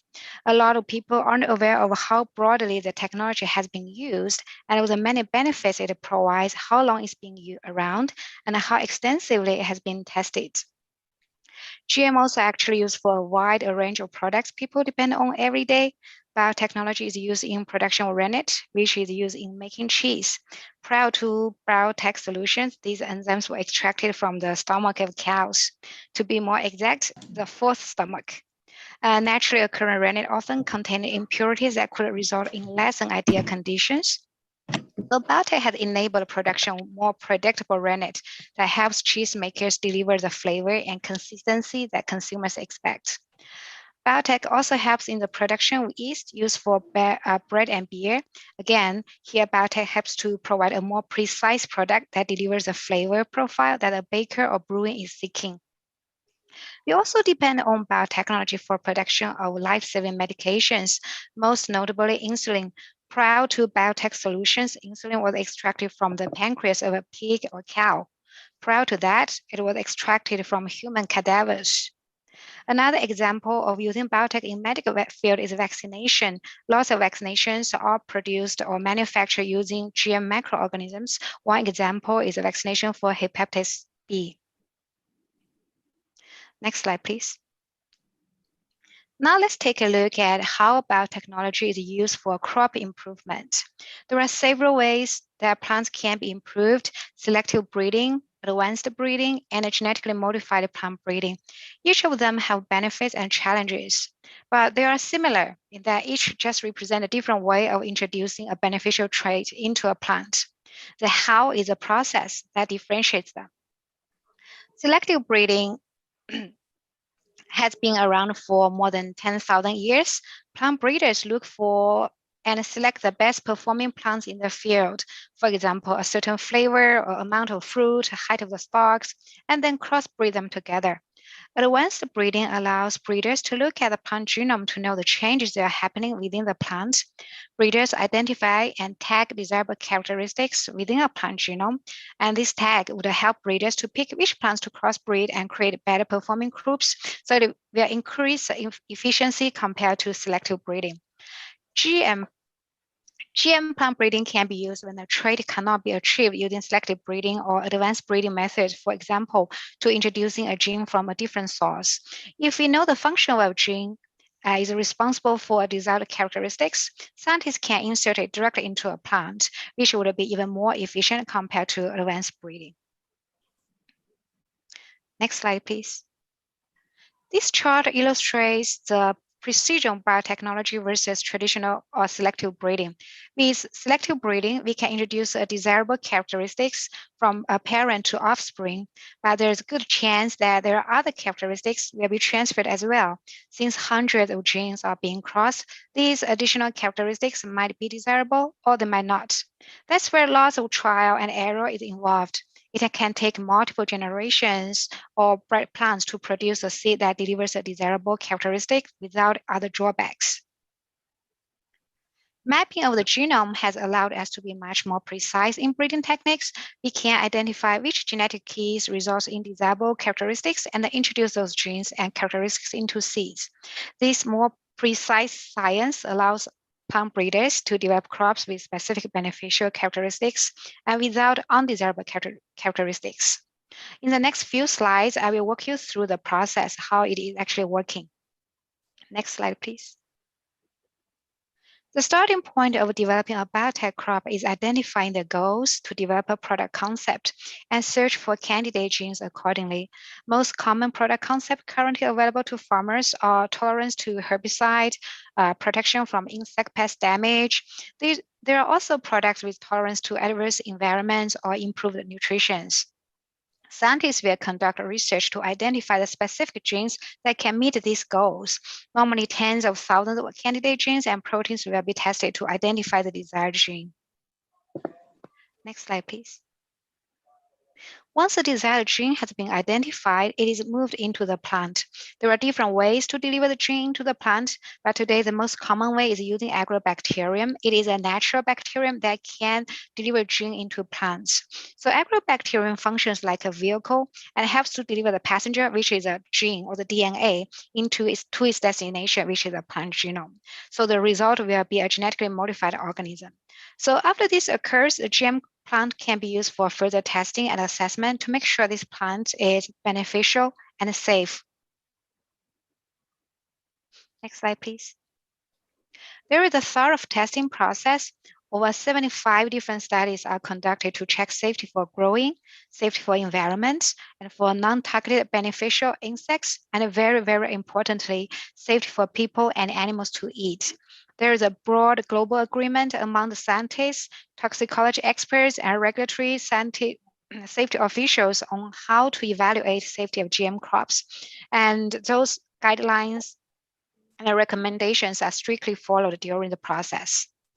Although the regulatory assessment process begins here, actually the safety consideration started as early as a trait identification step, which is the step 1, and will continue throughout the GMO development process and carry on through the life cycle of the product.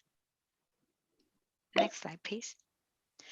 And the seedlings are then moved into greenhouses where they are tested rigorously before advancing to field testing, and the regulatory studies for safety assessments are continued here.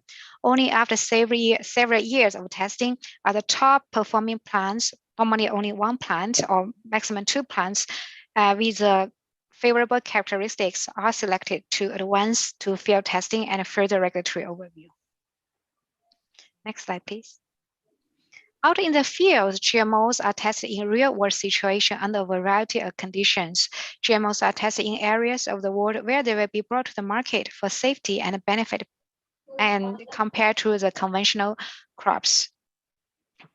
So safety data generated here will be compiled into the dossier and submitted to more than 90 government bodies in more than 60 countries globally for their review. Next slide, please.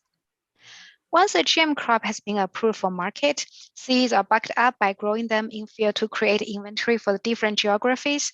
There are many different types of GMO characteristics combination that are paired with many different varieties or genetic backgrounds to create products that are unique to the challenge each field faces.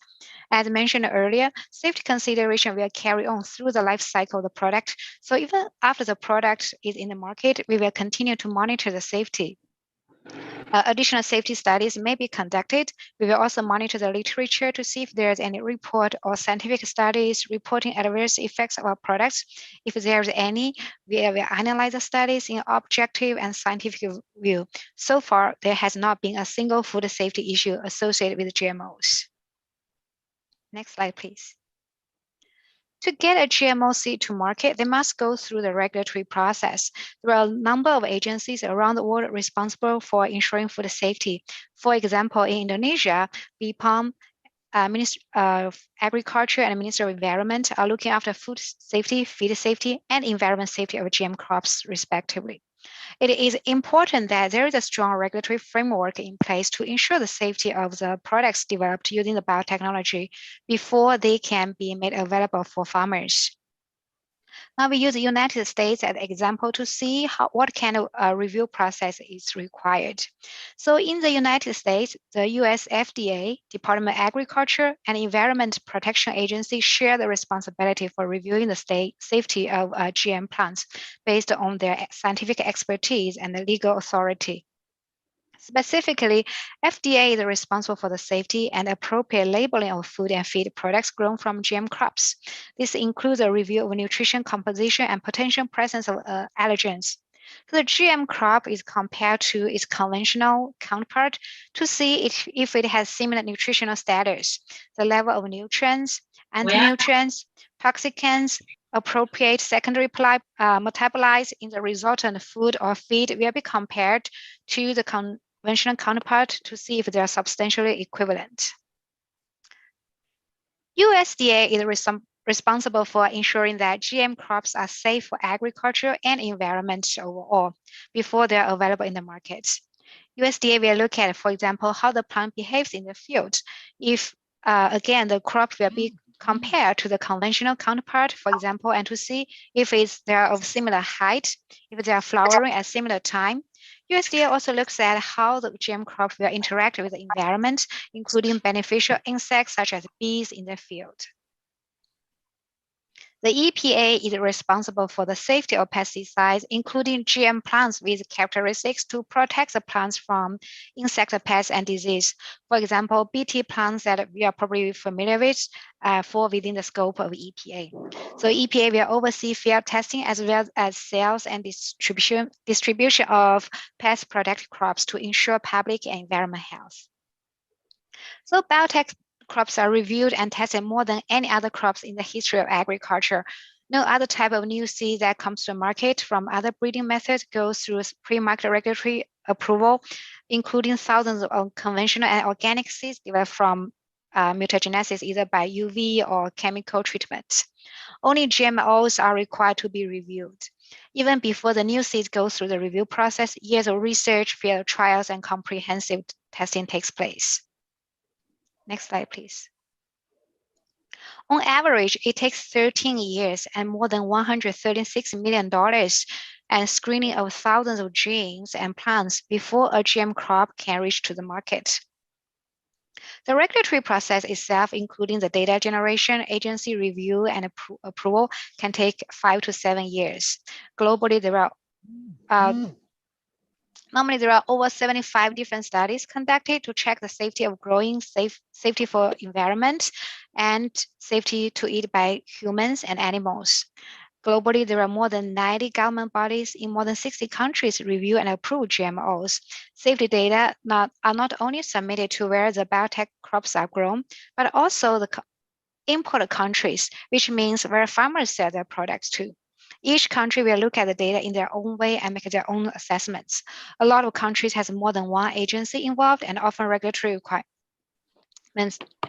among these different agencies are not necessarily aligned. And so far, experts from around the globe are all on the record affirming the safety of GMOs, including authorities from US, Canada, China, Japan, Korea, Australia, New Zealand, EFSA, of course, here with regulatory authorities in Indonesia as well. The World Health Organization have also reviewed the data on GMOs and are in agreement to their safety. Next slide, please. While I'm a Bayer employee, I'm also a consumer. So if you ask me if I'm confident and comfortable about safety of GM products and food choices I have, the answer is yes. Because I know safety is always the highest priority in product development. Products went through comprehensive testing, and quality control and stewardship programs are implemented to support this commitment to safety. Only high quality and safe crops will be made available to farmers, and a safe, healthful, and a reliable food supply for us all as consumers. We know from history and we know from exhaustive research and testing, food from GM crops has been thoroughly tested and has a spotless record for safety. The safety of GM food is backed by a wealth of research and more than 35 years of experience, with more than 5 billion acres of farmland used for GMO crops since it first introduced in 1996.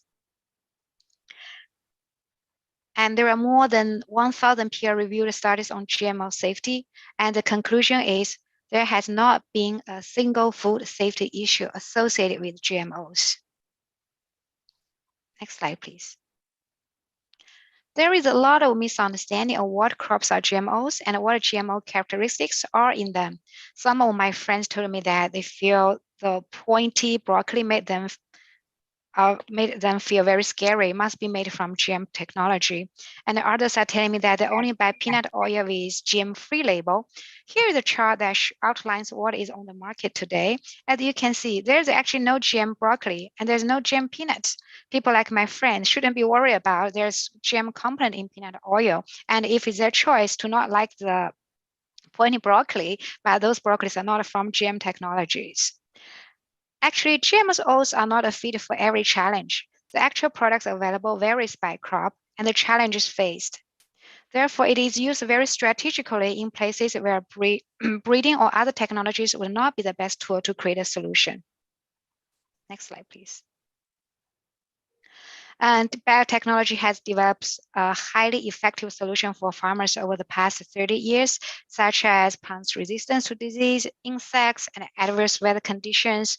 These characteristics help farmers grow their crops in a sustainable way. For example, farmers are planting corn today that is more tolerant to drought, insects, and disease. GMO soybeans and GM and corn enable farming without tilling, which helps preserve precious topsoil and reduce carbon dioxide emissions. Another example of the benefits of biotechnology is papaya, which faced extinction from disease until resistance to a papaya virus was developed through biotechnology. There are also GM crops that will deliver important health benefits, like a soybean that can be covered to cooking oil without harmful trans fat. In APAC, most commonly grown GM crops are insect protect and herbicide tolerant corns, which are grown in Philippines, Vietnam, Pakistan, insect protect cotton grown in India, China, Australia, herbicide tolerant canola grown in Australia. Farmers grow these plants for protection from insect damage or more convenient weed management. I know there's a lot of four-army warming challenge in this region, and experience from other regions has shown that biotech can play a critical role in the integrated pest management and protecting the crops from the damage caused by four-army worm. And some of the recent developments in this region are BT eggplants and golden rice, which are super exciting. And I really want to highlight the golden rice here because golden rice provides vitamin A, which is an important nutrient that is often lacking in diets in developing countries today. As Xiangqi pointed out, that's actually very critical for our region. It is recently approved in the Philippines. This is super exciting, and I really look forward to seeing these products available in the market and available to children who really need the additional vitamin A. Next slide, please. Biotechnology has enabled us to dramatically increase production of food and fiber since their introduction in 1996. We are realizing production of hundreds of metric tons beyond what would be possible with conventional crops. The increase of production helps to reduce the cost of clothing and make a balanced meal more accessible. It's important to note that these gains are being realized by farmers, large and small, like farmers in Vietnam or Philippines, India, in the region. Next slide, please. The economic benefits of GMOs are powerful, with almost $225 billion generated by increased production and efficiently enabled by GMO innovations. And 30% of them is due to reduced production costs and 70% due to substantial yield gains. In 2018, farmers in developing countries received $4.4 as an extra income for each extra dollar invested in GM crop seeds. It is important again to note that GM benefit all farmers. The vast majority of farmers who plant GMO seeds are actually small farmers in the developing world, and they are seeing important benefits in production and efficiency. It's a common misconception that GMOs and big agriculture go hand in hand. In fact, GMOs are equal opportunity advances. Farmers of all sizes are realizing these benefits. Next slide, please. The environmental benefit of biotechnology are notable. Through biotech characteristics, we have seen substantial reduction in use of pesticides.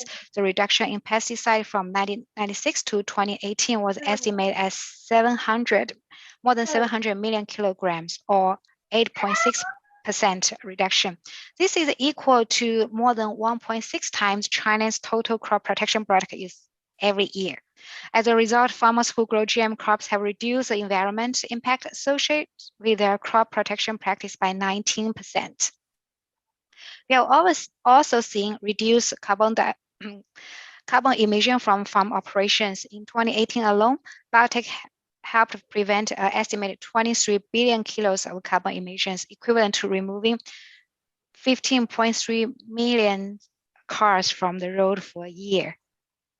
And we have been able to produce more food from less land, preserving more of our natural habitat around the world. Without biotech, it would take an additional 16 million acres to produce the same amount of food produced in 2018.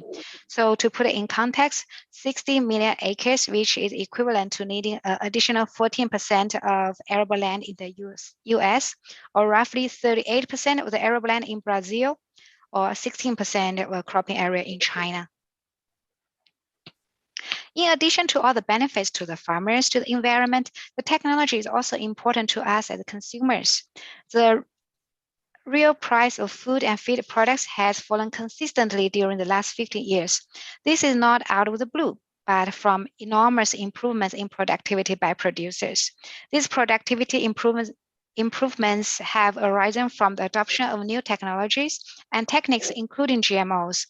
In fact, analysis of the production and price impacts of biotech crops estimate that corn-based products would be priced 6% higher, and soybean-based products would be 10% higher if it weren't for GM crops. Next slide, please. Now I'm going to show you a very quick video which provides a very high-level summary of what it is GMO.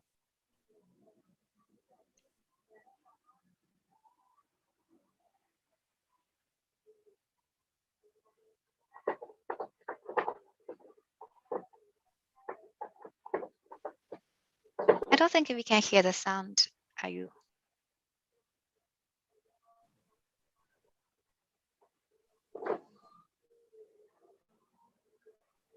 Kak Arun,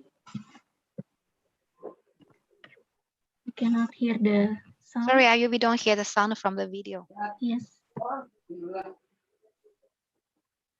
Wait a minute.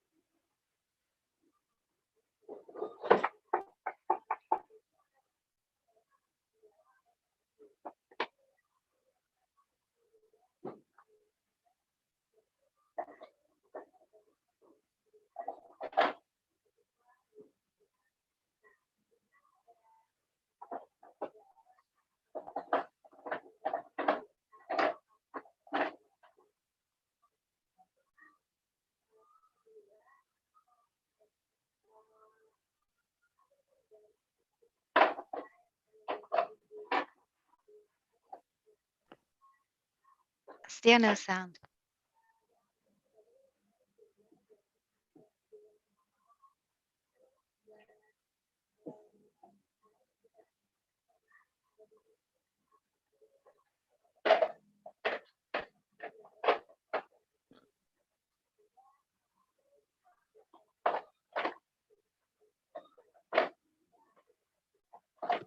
It's still no sound? No. Yeah. No. Let me try once more.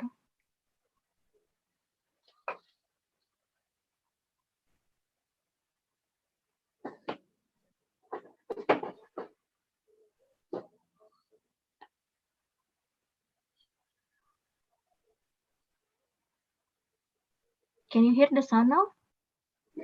I think you're not sharing yet, are you? Oh, sorry. Sorry for the technical.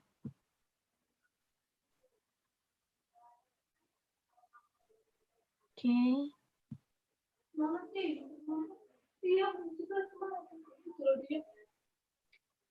Nggak mati-mati loh, aku fokus padahal.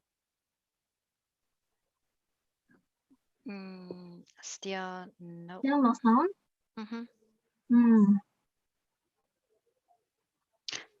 Should I try? Let me try from here. If it still doesn't work, at least fine. Then we just continue.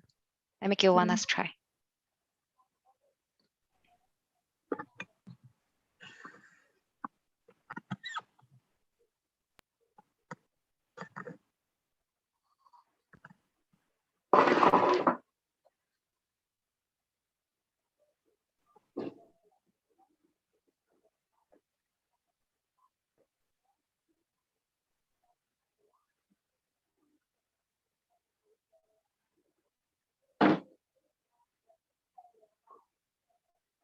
GM seeds are just one of the many ways Bayer is helping farmers sustainably grow enough for a growing world. But they are also, without a doubt, the one we hear the most about. What are they? Why do some farmers choose to grow them? Are they really that scary? Give it a minute. GMOs are genetically modified organisms. When it comes to plants, there are 13 commercially grown GM crops. GMOs are adapted with beneficial traits that help them thrive in their environment. Think drought-tolerant corn or insect-resistant soybeans that need less pesticides. That helps farmers have better harvests that benefit everyone, impacting what's available at the store and what we can put on our plates. Here's how it works. Plants get instructions for growth and development from their DNA. which contains thousands of genes. Researchers zero in on the gene that contains specific instructions for a desirable trait. A copy of that gene goes into the DNA of host plant cells, which are grown into mature plants. Only after years of rigorous testing are the seeds from those plants made available to farmers. No syringes, no frankenfood. And much faster than traditional plant breeding methods alone. With food demand expected to grow significantly by 2050, GM seeds can help farmers sustainably grow enough. That's a lot to cover in a minute.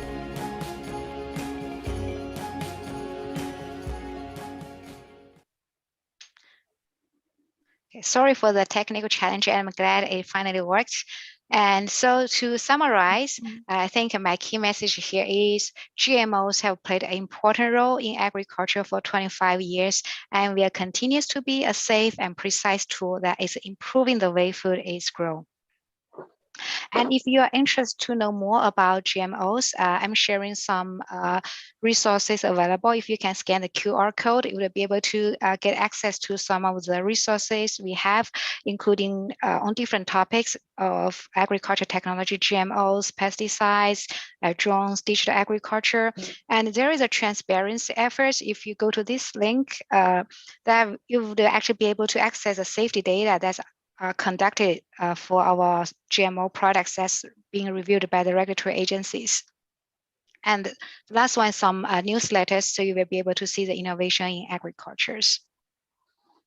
With that, I just want to remind you all, is there anything that surprised you? Are there something that you can't wait to share with someone else? Or is there anything more that you would like to learn from us or you want to know more about? And I hope there is something new you learned from, you just heard from what you just heard. And with that, I would like to thank you all for your attention. I'll be more than happy to answer any questions later. And you can also email me if you have any questions later. Thank you, Dr. Chang. Thank you for your nice presentation. And from your presentation, we know that GMO is safety and it took like 13 years before it enters to the market.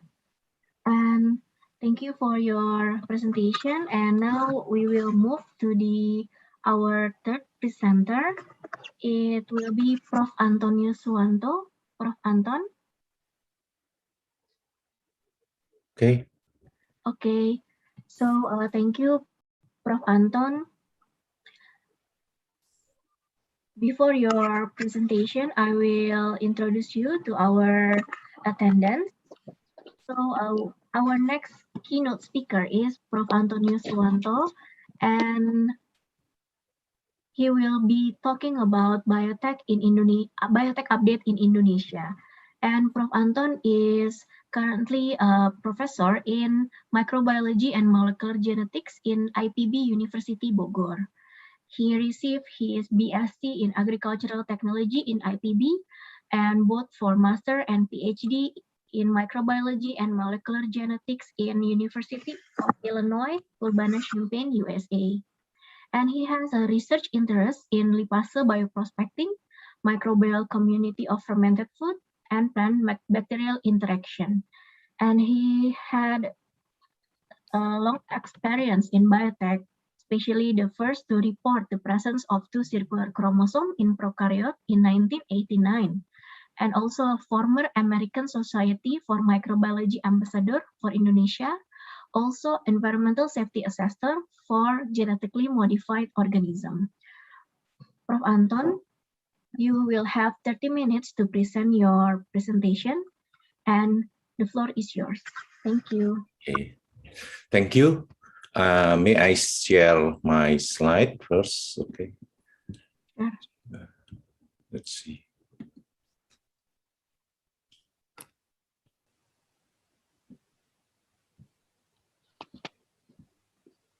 Can you see the slide? Hello? Can you see the slide? Sorry, I was on mute. Yes, we can see the slide, Prof. Oke, selamat pagi semua mahasiswa dan peserta pada kesempatan ini. So I would like to thanks to the buyer who invited me for this important events in communicating biotechnology. So I would like to share my work on the biotech product perception, especially on the experience in communicating biotechnology in Indonesia. So I public and also for the academia.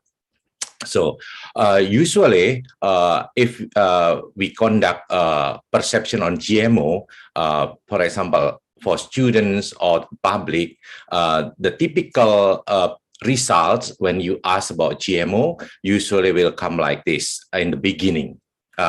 Then you have a small proportion, maybe that thinks GMO is safe, but some also they can have a not savory area here. In this case, is nothing here, but actually a large proportion will be not sure. And this is actually the most important thing, because the people who are not sure, usually they don't understand about biotechnology, and then through education, then we can actually make them to change to this portion here. Although some of them might not be able to change, we might not be able to change the one which is already in the not safe region, but this one is actually very small proportion. So lot one is like this, and then you can continue with asking what are the negative aspects of GMO. This is, you can use like Mentimeter application, which is actually very good for students because they are very familiar with the gadget. And usually this will come up in the word cloud, like, okay, why they're concerned about GMO? Maybe because mutation, because that is not natural, and maybe they have some environmental issue, and most of that also have ethical issue or allergy, something like this one. This is might pop up, and then we can later discuss whether this is true, or it is, if it is true, how we can manage it. And of course, we can ask what are the positive aspects of GMO, and they can have several answer, interesting answer in this case. But the first one I would like to share, usually give this particular slide to the participant. If you look at this, there are a label here everywhere. You have a halal label, okay, even handle with care here for corn oil. If you see this one, corn oil. And then there are two interesting labels here: no cholesterol and non-GMO. Before we talk about GMO, maybe participants should understand whether cholesterol is something bad for everybody. Is cholesterol bad? Then everybody can ask. Cholesterol is something very, very important in our body. But why they put in no cholesterol? And also, we can ask the students or maybe the attendee there, is actually corn oil contain cholesterol? Actually, all vegetable oil, they did not have cholesterol. They're free cholesterol. But why they put no cholesterol here?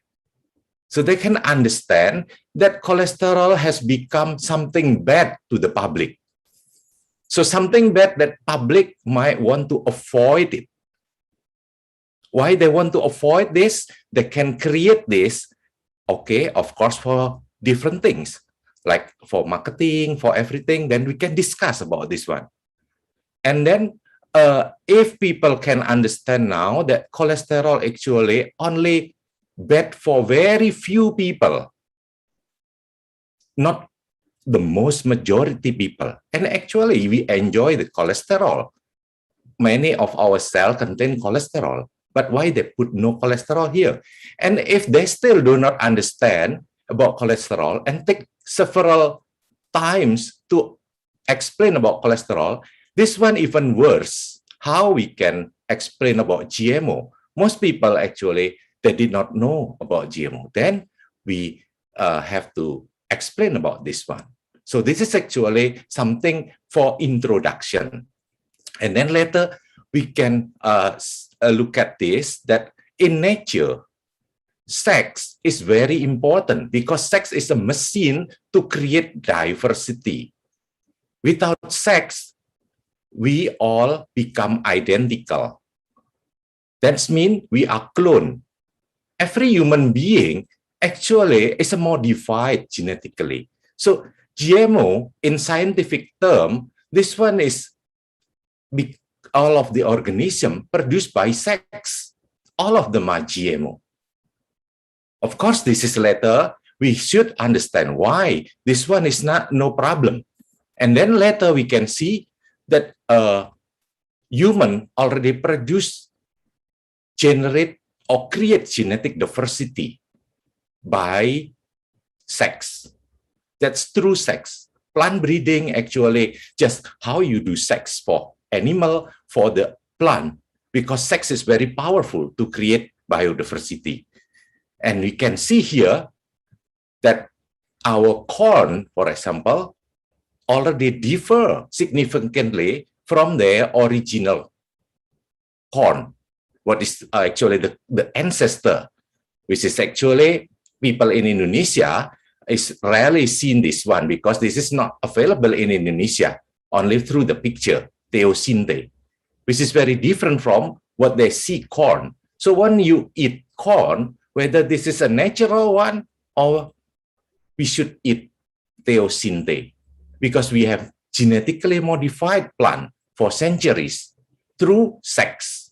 So sex is very powerful, and then we just do it for most of our agriculture product. So this is, for example, all of our food, plant or animal, has been modified genetically through sex. So some genetic modification is not something new. Even the lady in the blue is already modified genetically through from their parent, actually. In addition to that, human require something that is actually in nature. This one will not survive. You can consider like watermelon without seed. How can survive? But that is what human want. Even seed, they don't want to get distracted by seed. They are lazy just to throw seed from watermelon, for example. And we modified this through chemical modification by polyploid plant. So this one, you use a chemical like colchicine or something related with that. In addition to that, we also modified plant by physical means like radiation. We use a lot. Badan Tenaga Atom Nasional, Batan, that is one of the main purpose. They do radiation for soybean, for our rice. We develop it. And this technology creating a lot of genetic changes. But nobody thinks this one is something, we call it GMO, like what we have with DNA technology or genetic engineering. So this is already accepted like this. Okay, so I think I have some mix. Okay, in addition to that, we cannot do with everything using just the sex or chemical modification or physical modification, such as, for example, in this example. Why, for example, in the past 2 years, there is a news that in California, they want to label coffee with a cancer warning. And if you see this one, it's just because in coffee, they have acrylamide, which is a carcinogenic substance. This is produced by asparagine, a common amino acid with sugar, like glucose, at high temperature. So when you do frying, baking, grilling, then you actually produce acrylamide. And therefore, like this material here, which is very nice for meal, what happened if you label it using like this because of acrylamide? Potato actually one of the plant that is very high in, contain very high in acrylamide, because they contain a lot of free asparagine, these amino acids. This one we cannot use sex, even though sex is very important. And we also cannot use physical or chemical modification. But if we know about the biosynthesis of asparagine, then we can make this amino acid lower. Of course, we cannot make it zero, because then the plant will die. So how to make potato with low enzyme to make asparagine? That is the asparagine synthetase. If you can make it low, then you can have lower acrylamide. That is what's happened. This is now has been published. So you can make low acrylamide French fries and potato chips, because naturally potato contain high concentration of asparagine. This one has low concentration of asparagine, and finally they have low concentration of acrylamide. But this is GMO. GMO which is made by DNA technology, not through sex. So sex alone could not generate this crop. Like this one also, in Indonesia, they just have a plant that is genetically modified by genetic engineering. This is a sugarcane, a drought-tolerant sugarcane. This is the first probably grown GMO in Indonesia. So many ways to modify genetic material. This could be through sex. You can use physics, like radiation with radioactive rays, chemicals to generate ploidy, spontaneous mutation, and also genetic engineering. But this one, which is actually, you see how to change genetic material, this has not been any problem. The controversial part is only GMO made through genetic engineering. And this one, then we can address why is it? Because this is unnatural or something others. So, like for example, in Indonesia, the basis for this pros and cons, we can categorize into three main here. Misperception, like, okay, some people think this is a playing God or unnatural. Some is because of overreaction to create scary or gloomy picture, like a frankenfood, environmental destruction, eliminate job opportunities, etc. But most important is this one, insufficient good public or government education or relation. Because of this is also creating a lot of problem in communicating a GMO. Then, if you have a discussion with the common public, also can mention that actually this is like genetic engineering. It's already occur in nature. Like for example, here people look at this gall, which is actually a factory to make certain amino acid, which is only a bacterium called agrobacterium that can use this particular protein. So this is actually a factory for a bacteria. But how the bacteria produce this one in plant is through genetic engineering. And that is agrobacterium.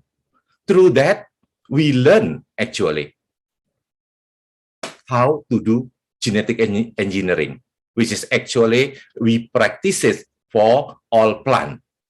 For example, in plant pathology, this has been very interesting. Could be like 3-hour lecture, how you introduce the disease called by agrobacterium, and then finally leading to our understanding how to genetically engineer plant. So basically, we learn genetic engineering from agrobacterium.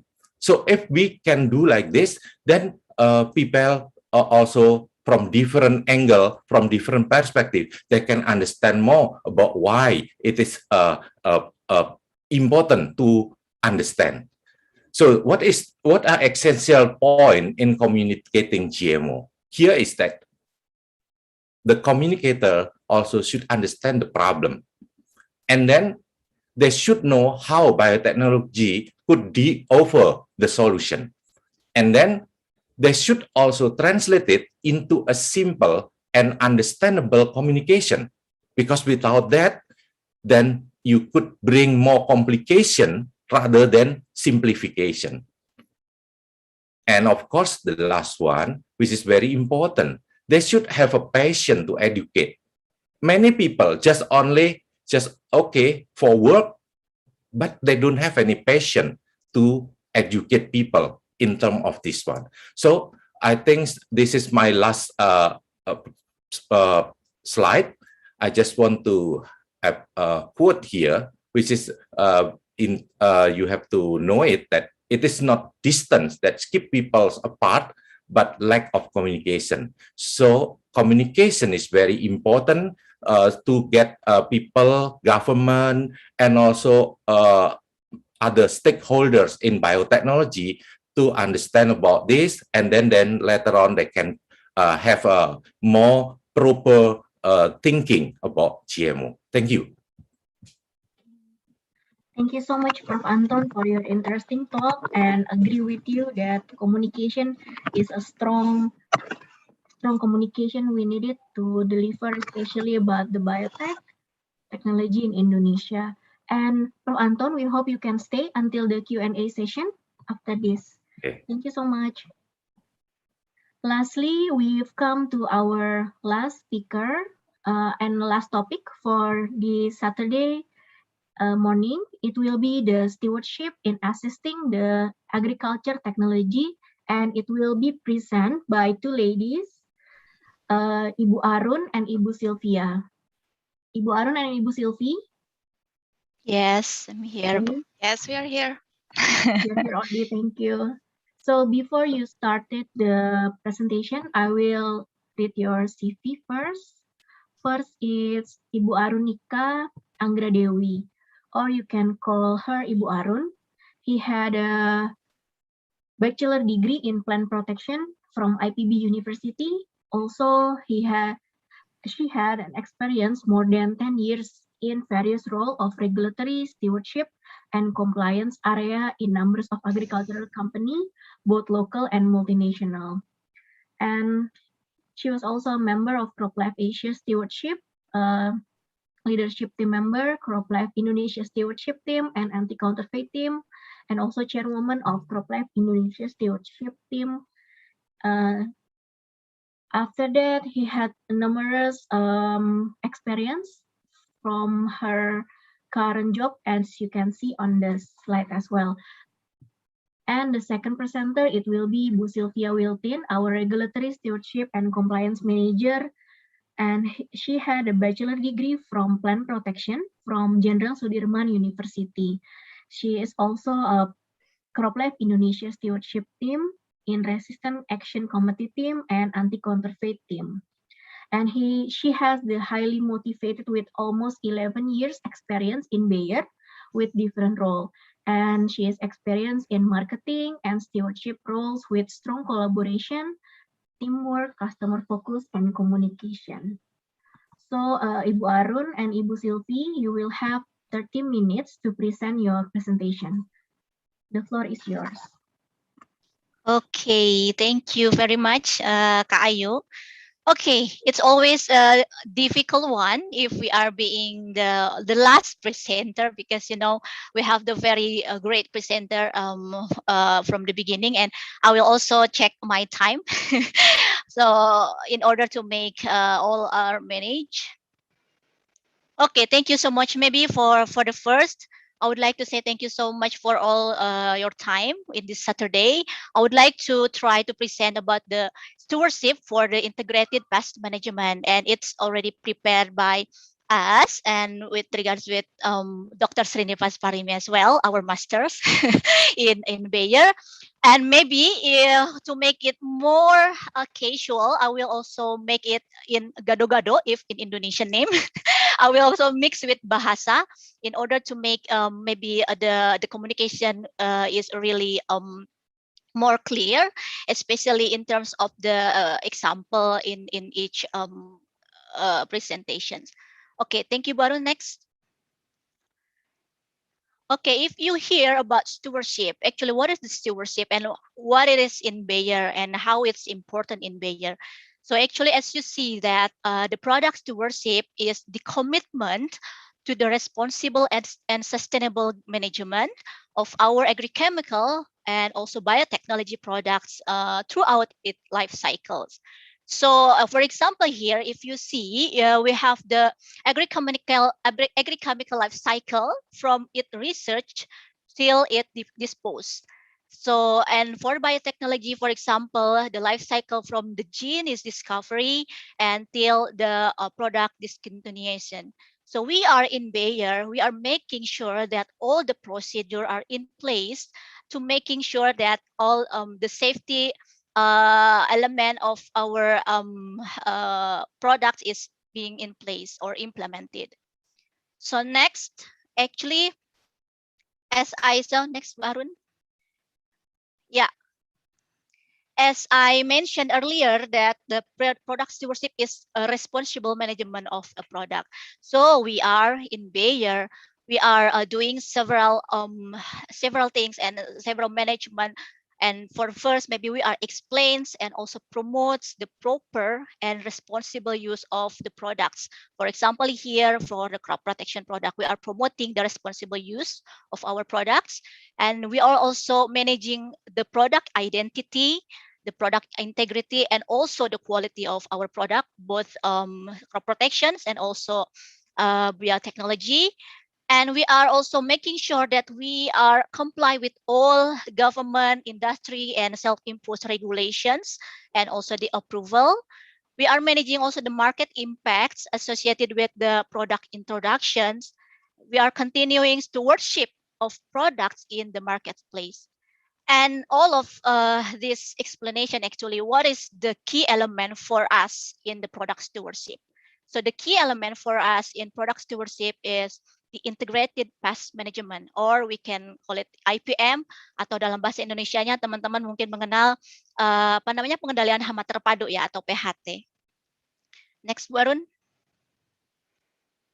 Nah, apa sih PHT itu? What is actually the IPM atau integrated pest management? IPM actually, as a description, is the optimization of pest control in an economically and ecologically sound manner. So itu adalah apa namanya, mengoptimalkan dari berbagai pest control measurement ya, baik dari sisi economical maupun ecological, dan it focuses on preventive and also corrective measures, baik secara preventif maupun korektif, untuk menjaga agar apa namanya, kerusakan dari tanaman yang diakibatkan oleh hama itu under acceptable level. Jadi kita menjaga agar bagaimana si kerusakan itu bisa dijaga under acceptable level. So if we see here, there are a lot of elements of the IPM actually, from maybe using the variety seeds until if you see the crop protection application, there are so many elements of the IPM. But please bear in mind that it doesn't mean that we are putting all together, the element all together, and we are doing like bundling all of those things and implementing in our crops, in all area, because it would be depend on the situation or the condition of each crops or even each area. So next, Bu Arun. Okay. Tadi kita bilang what is the type of measure. Jadi ada beberapa cara pengendalian atau measure dari IPM itu sendiri ya. Baik mungkin dari cultural, ada di sini misalkan crop rotation, ada misalkan pengaturan jarak tanam atau row spacing, atau dari biological misalkan kita bisa melihat bagaimana natural enemies atau apa ya, musuh alami kita, karena setiap kita pasti punya musuh secara alami. Dan it can be maybe mass releasing of the natural enemies as a biological control element. And we also have the mechanical or physical actions like maybe mulching, ada yang menggunakan mulsa, kemudian hand picking ya, mencabut-cabutin rumput misalkan atau ngambilin ulat-ulat gitu ya. Itu one of the mechanical or physical measurement. But another thing is the chemical measures, like what we have maybe the pesticide or crop protection products. And in Indonesia, actually, the farmers still like thinking that the chemical is the shortcut way to solve their problem. Padahal kalau kita lihat kalau dari sisi konten measurement atau elemen di IPM itu a lot of action that can we choose for controlling the pest or solving the problem in the land. Okay, please. Next, Bu Arun. Okay, in terms of the IPM, actually what is the steps, apakah yang harus dilakukan ya? Apa-apa aja sih stepnya atau langkah-langkah yang harus dilakukan dalam IPM? Jadi yang pertama, the most important thing I think is the monitoring and scouting. So the farmers should monitor the land regularly so they can really understand what is the current situation, what is the condition of their crops. And after that, if they are seeing that there are some problem with insect, for example, next, they can identify the right insect that becoming their problem. For example, they are facing or they are seeing the flymeworm, for example, and after they are really identified, they know what is the problem from in their crops. They can see whether it is that already reaching the threshold or not. And actually, if the farmers think that is already reached the threshold, they will choose or pick the control. What is the action that can be used to control the problem or the pest that they are found in the field? However, it doesn't mean that if the farmer seeing from their crop, for example, or from their field, they are seeing only one or maybe several larvae of the several larvae of the pest is already there, and they will directly spraying with the pesticide. Not like that, but we all always see the threshold. However, if there is no threshold for some pests, it will be like several or some actions actually. Like for example, if we see that the pest is already causing the economically damage, so the farmers can do the controlling with the several measurements like we already talking in the previous slides. So next, Bu Arun. Okay, apa sih yang harus diingat? What is to keep in mind about the IPM? Like mentioned earlier, IPM is the integrated one. So we have to combine. It's always a combinations of the all methods. But again, it doesn't mean that we are like put all the things there and implementing all the things in the same or in the crops, in all crops or in all area. And this IPM actually can optimizing the use of crop protection product. Don't forget, if we are using the crop protection product, it should be like using it correctly. If we are maybe remember ada 6 tepat kalau untuk di Indonesia ya teman-teman. Jadi tepat sasaran, tepat target, tepat cara, tepat waktu, tepat dosis, dan tepat mutu. Itu juga harus diperhatikan untuk mengoptimalkan atau mengoptimalkan penggunaan dari crop protection product. Dan once again, that the implementation of the IPM in my field, for example, it doesn't mean that it will be also work in another field or another area, in other crops, because it's depend, like I mentioned earlier. Oke, next Bu Arun. Oke, ujung-ujungnya duit kan ya. Jadi gimana sih IPM ini sebenarnya affecting yield-nya? How the IPM is affecting yield actually? Sebenarnya each crop itu memiliki yield potential masing-masing. Lah katakanlah misalkan for tomato or one variety of tomato has the yield potential of certain tons, for example. So what is IPM doing with the yield potential? So it doesn't mean that we are like increasing the crop potential, but we are protecting the crops against the yield loss. Jadi dengan menggunakan IPM atau dengan mengimplementasikan integrated pest management, itu kita bisa menjaga tanaman tersebut dari kerusakan sehingga bisa menimbulkan pengurangan hasil panen yang cukup besar, sehingga nanti para petani masih bisa mendapatkan yield yang bisa dioptimalkan. Next, Bu Arun. Oke, mungkin one of the part dari the important part of the IPM is also the insecticide resistance management. Jadi bagaimana insektisida itu kita memanage dari resistensi dari insektisida. Sebagai contoh di sini. Apa sih sebenarnya resistance itu? Jadi if we see from the slides, the resistance is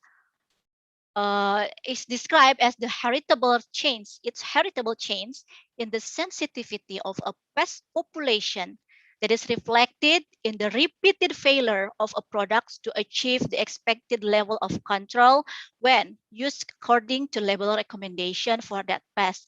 Jadi di sini ada dua hal atau dua highlight yang akan saya sampaikan. Jadi bahwa resistance itu adalah heritable dan yang kedua adalah harus dilihat adanya repeated failure. Jadi kita tidak bisa mengatakan bahwa jika dalam satu crop season kita melihat ada kegagalan dari suatu insektisida itu mengendalikan suatu insect pest, kemudian kita langsung directly judge that it's already resistance.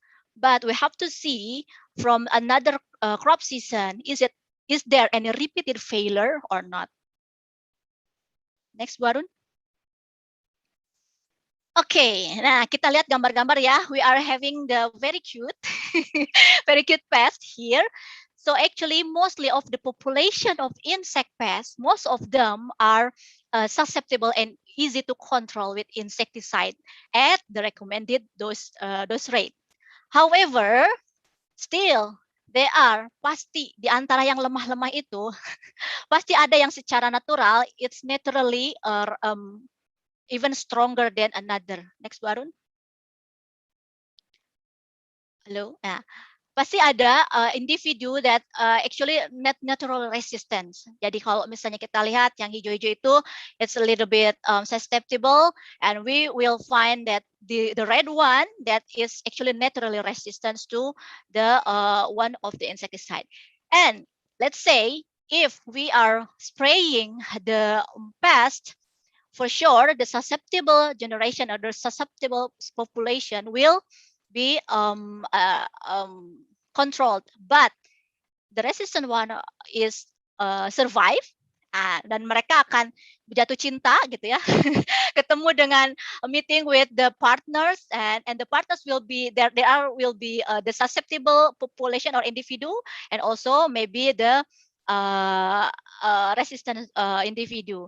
So katakanlah dia jatuh cinta gitu ya, and then this resistance individu are mating. So what will happen? Okay, for sure, if the susceptible individu met with the susceptible one, so the babies or the generation will also the susceptible generations.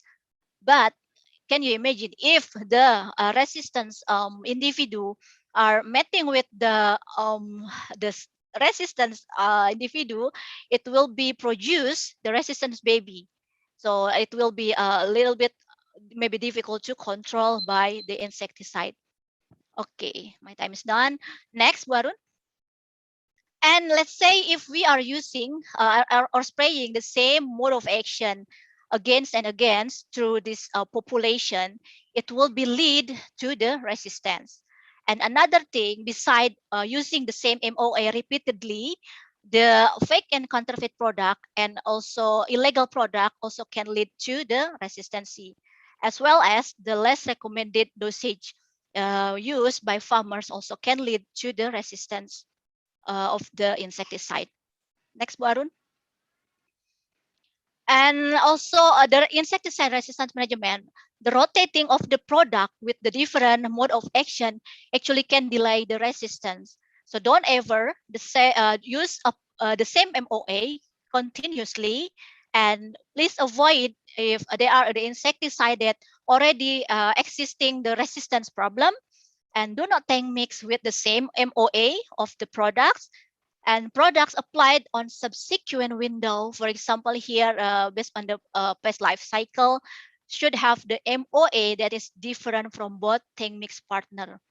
Next. So bagaimana sih, how is the farmer can really know whether this insecticide is same MOA or not?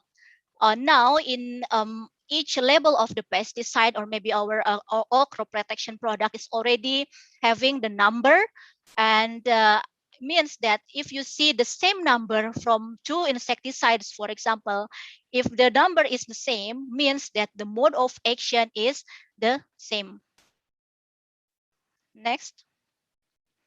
And please remember that if we are talking about the insecticide pest management and insect resistance management, so the IRM is complementing the IPM management.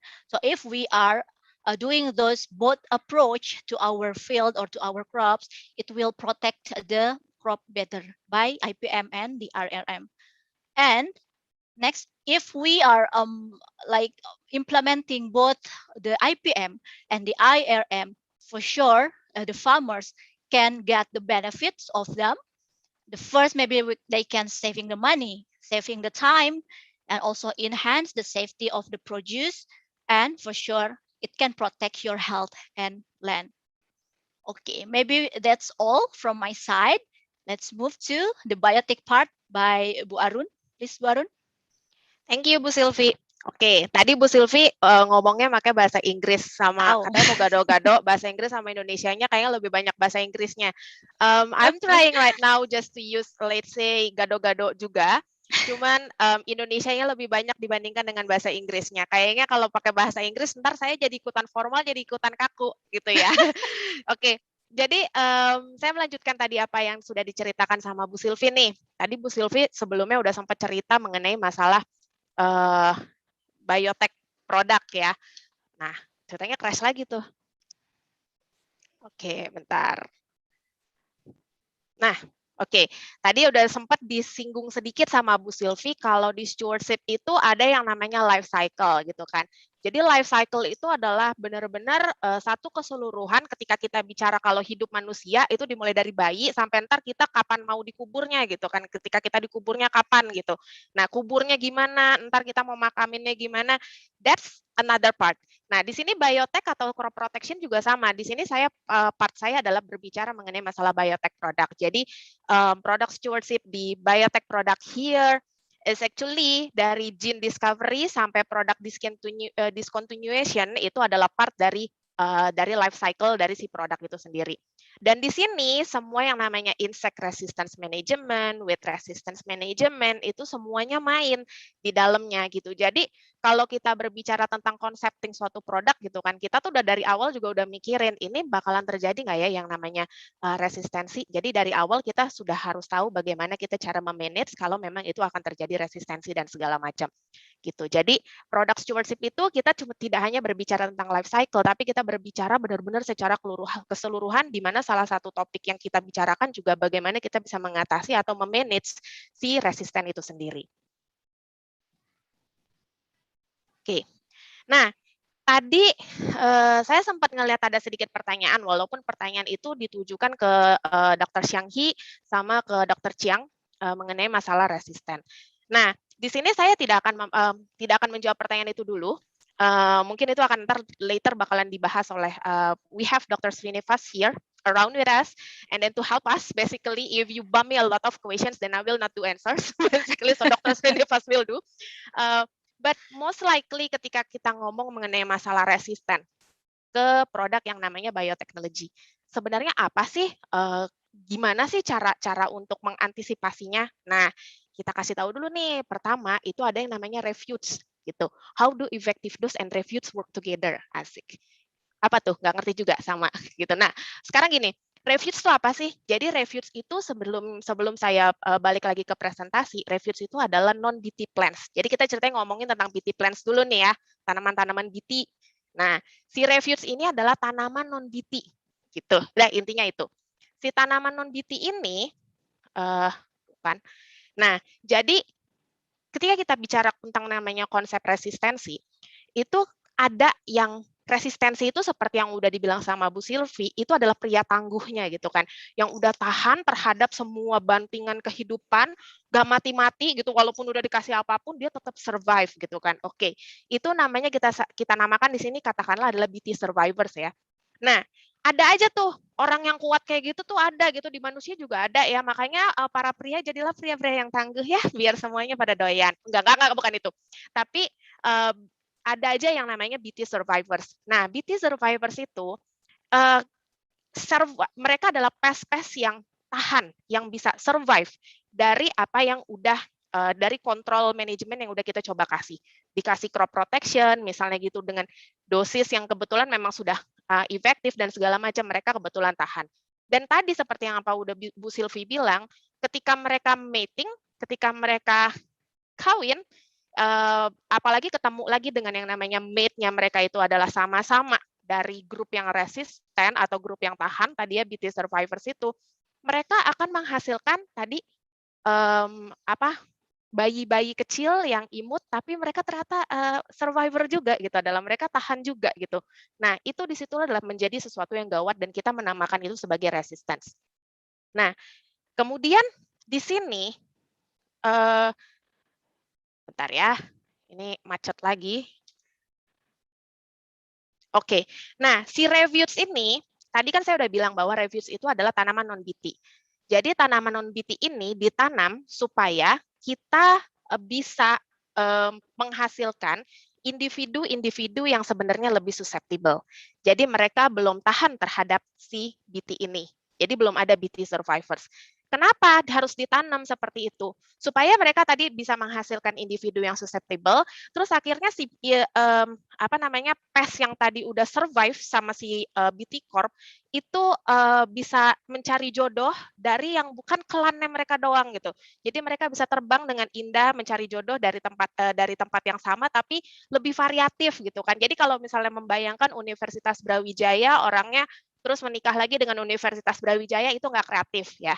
Gitu. Jadi carilah Universitas Brawijaya mungkin bisa sedikit ekspansi ke IPB gitu kan, dapat orang dari IPB. Nah, seperti itulah contohnya gitu. Jadi kita memberikan keleluasaan untuk gen yang si pes yang udah BT survivors ini to mate with another susceptible. Jadi keturunannya mereka tadi yang seperti Bu Silvi udah kasih lihat, ada yang namanya heterozigot gitu kan. Jadi gennya mereka tuh kalau karena ini kupu-kupunya warnanya purple sama orange, di situ ntar jadinya purple sama orange going together gitu. Nah, ketika udah menghasilkan yang susceptible itu, keturunan yang lebih susceptible dibandingkan dengan yang resisten, akhirnya itu membantu kita untuk memudahkan untuk mengkontrol si pes ini. Gitu. Nah, I really hate this. Okay, hold on. Nah, ini adalah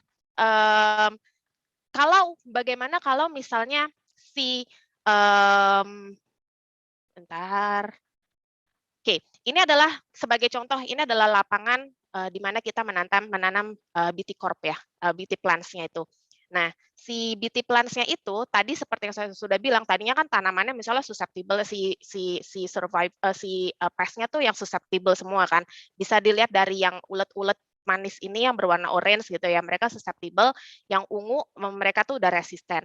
Nah, ketika itu ditanam dengan BT plants, terus yang si kuning-kuning ini kan akhirnya pass away ya, mereka akhirnya bisa terkontrol gitu dengan si BT plants-nya. Menyisakan 2 makhluk ungu ini, terus mereka tuh karena mereka udah nggak punya jodoh sama lain, satu sama lain gitu kan, kayak Adam sama Hawa gitu di awal-awal waktu diciptakan manusia gitu kan, pertama turun, nah ini mereka cuma berduaan gitu doang gitu. Nah ketika mereka tadi mating, ya mereka jadi imago, terus kemudian mereka mating, ya mereka hanya menghasilkan si keturunan yang sama-sama resisten. Nah, kalau udah mereka memperbanyak keturunannya, akhirnya kupu-kupu ungunya kan jadi banyak nih. Nah, udah mereka udah sama-sama deh tuh, BT survivors all the time gitu kan, fly together, udah semakin sulit untuk dikontrol. Nah, itulah makanya kita memang mempersiapkan yang namanya refuge strategies. Ketika kita berbicara dengan konteks yang namanya biotech, nah itu kita berbicara juga tentang yang namanya refuge strategies, di mana refuge strategies ini adalah untuk memprovide tanaman-tanaman non-BT supaya kita tetap menghasilkan pest yang susceptible, sehingga si BT survivors, when they are mating with the susceptible pest, they can create keturunan yang juga susceptible sehingga memudahkan kita untuk melakukan kontrol, sehingga resistensi tidak cepat terjadi di sana juga. Nah, refuge strategies itu ada 2. Pertama adalah structure refuge sama seed mix atau seed blend. Si structure refuge ini bisa kita lihat nih kalau di kotak ceritanya, ini cerita satu tanaman gitu ya, BT plants gitu. Nah yang ini BT gitu kan. Kemudian yang di sebelah sini adalah tanaman refuge-nya. Ini juga tanaman refuge-nya, misalnya contohnya seperti itu. Jadi dia terstructured. Bukan karena kita OCD ya, jadi kita bisa milih structured refuge atau seed mix, bukan ya, bukan karena itu. Tapi memang ada ilmunya. Nah, si structured refuge ini kalau diterapin di Indonesia mungkin recently, ini sebenarnya technically recommended strategy karena memang hitungannya harus kayak gimana, dengan distance BT crop-nya itu akan seperti apa, itu ada technical infonya. Mungkin itu ntar akan kita bahas later di pertemuan-pertemuan kita selanjutnya gitu. Nah, dia juga punya high IRM value. Secara praktis juga cukup challenging gitu kan. Nah, permasalahannya adalah kalau di Indonesia dengan menilai sifat petani lah ya, yang mereka nggak mau rugi gitu sama lahan. Jadi kalau di T-Corp terus sebelahnya disuruh tanam itu ditanam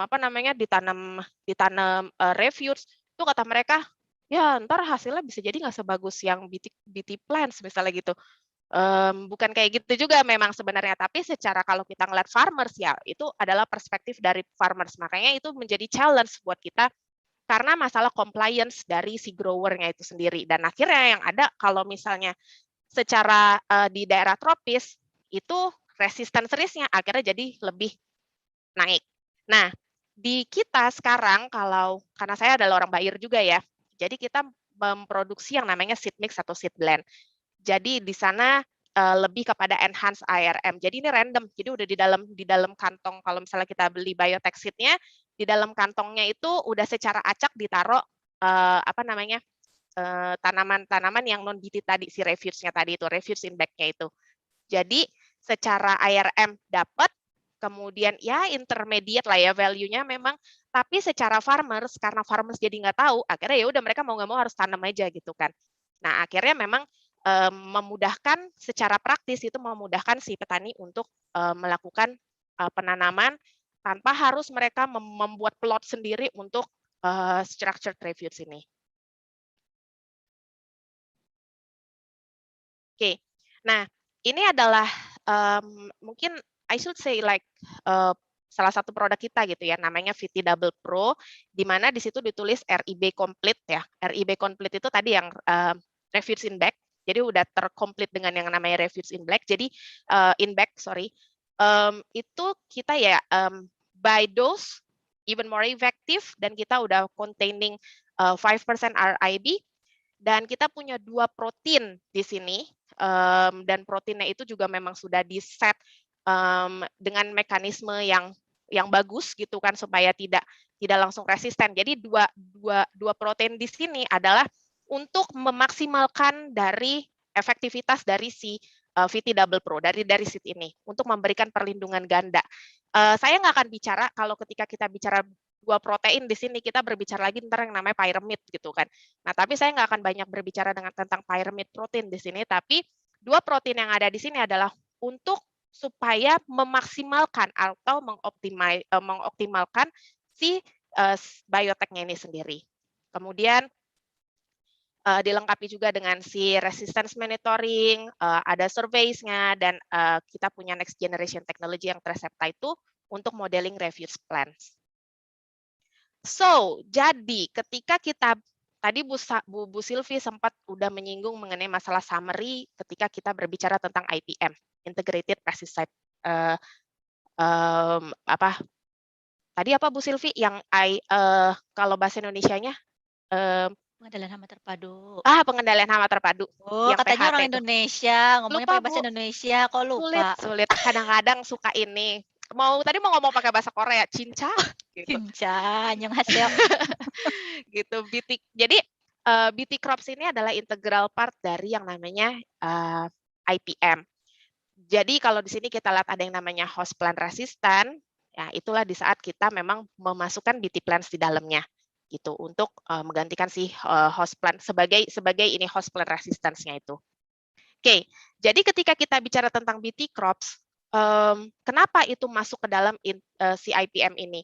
Jadi kalau misalnya tadi Bu Sylvie bilang IPM itu adalah bagaimana seluruh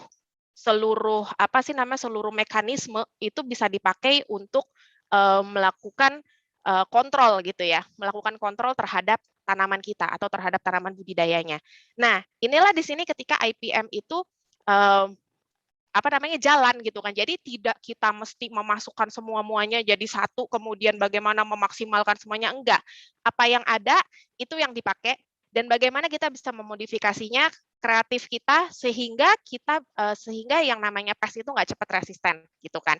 Nah, di sini perannya BT Crops ini adalah kalau tadinya sebelumnya itu misalnya tanpa produk BT itu tanamannya tidak tahan dimakan pest misalnya gitu ya. Nah, ketika nanam produk BT itu mereka bisa lebih tahan. Jadi pest population-nya itu bisa dikontrol, apalagi terutama ketika kita berbicara tentang ambang ekonomi. Jadi ini kalau ketika kita bicara kontrol, kita harus sama ya, in the same perception that controlling the pest is actually when we are reaching the economic injury level, AILS to economic injury level, dan ketika, jadi ambang ekonominya, jadi baru kita bisa kontrol. Nah, di situ adalah peran IPM-nya. Nah, cultural practices itu tetap harus dijalankan. Di sini tugasnya si BT crops itu adalah mereduce carryover infestation, kemudian juga akhirnya insecticide application itu bisa also di-reduce, yang terutama yang broad spectrum ya. Jadi karena mereka udah tahan, seperti itu tadinya kan kita ada aja tuh kalau petani bilang, ya kita sprayingnya pokoknya setiap hari sekali gitu. Kayak minum obat sehari 3 kali pokoknya kita spray. Nah, nggak boleh kayak gitu sebenarnya, tidak bisa seperti itu. Nah, si BT crops ini akhirnya mencoba membantu supaya petani itu bisa menekan aplikasi insektisidanya sehingga nggak ada lagi tuh yang namanya kalender spray. Jadi pestisida itu dipakai kalau misalnya memang ambang ekonominya udah ketemu dan si pestnya memang masih ada di situ. Nggak ada yang namanya BT spray is possible on the BT crops. Kemudian kita mengenhance natural enemy populations pada dasarnya dengan yang namanya si BT crops ini. Oke, apaan aja tadi key takeaways-nya? Kalau saya sih key takeaways-nya pertama adalah buat saya ya. Pertama, carilah lelaki tangguh ya tadi, lelaki resisten ya, yang bisa lebih bertahan lebih lama, bertahan untuk hidup.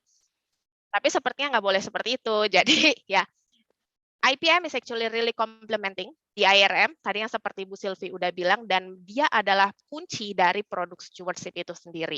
Jadi ketika kita bilang produk stewardship itu membodyguarding semuanya, ya kuncinya adalah kita sama-sama membantu bagaimana IPM itu bisa diterapkan dulu di agriculture gitu. Baru stewardship di sini bisa mempromot dan memberikan bantuan kalau misalnya memang ada sesuatu yang terjadi.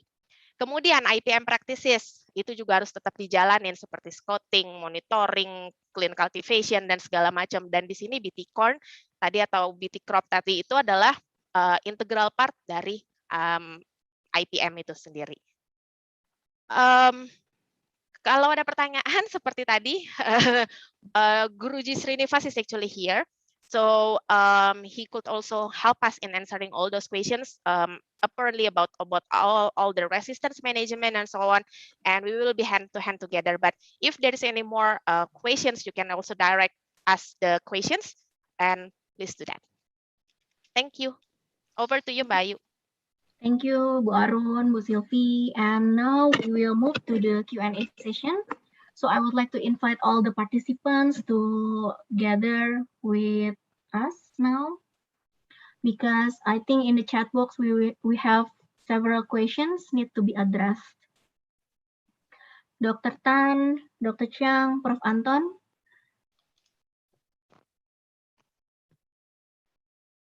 Yes. Yes, Sayur. Thank you.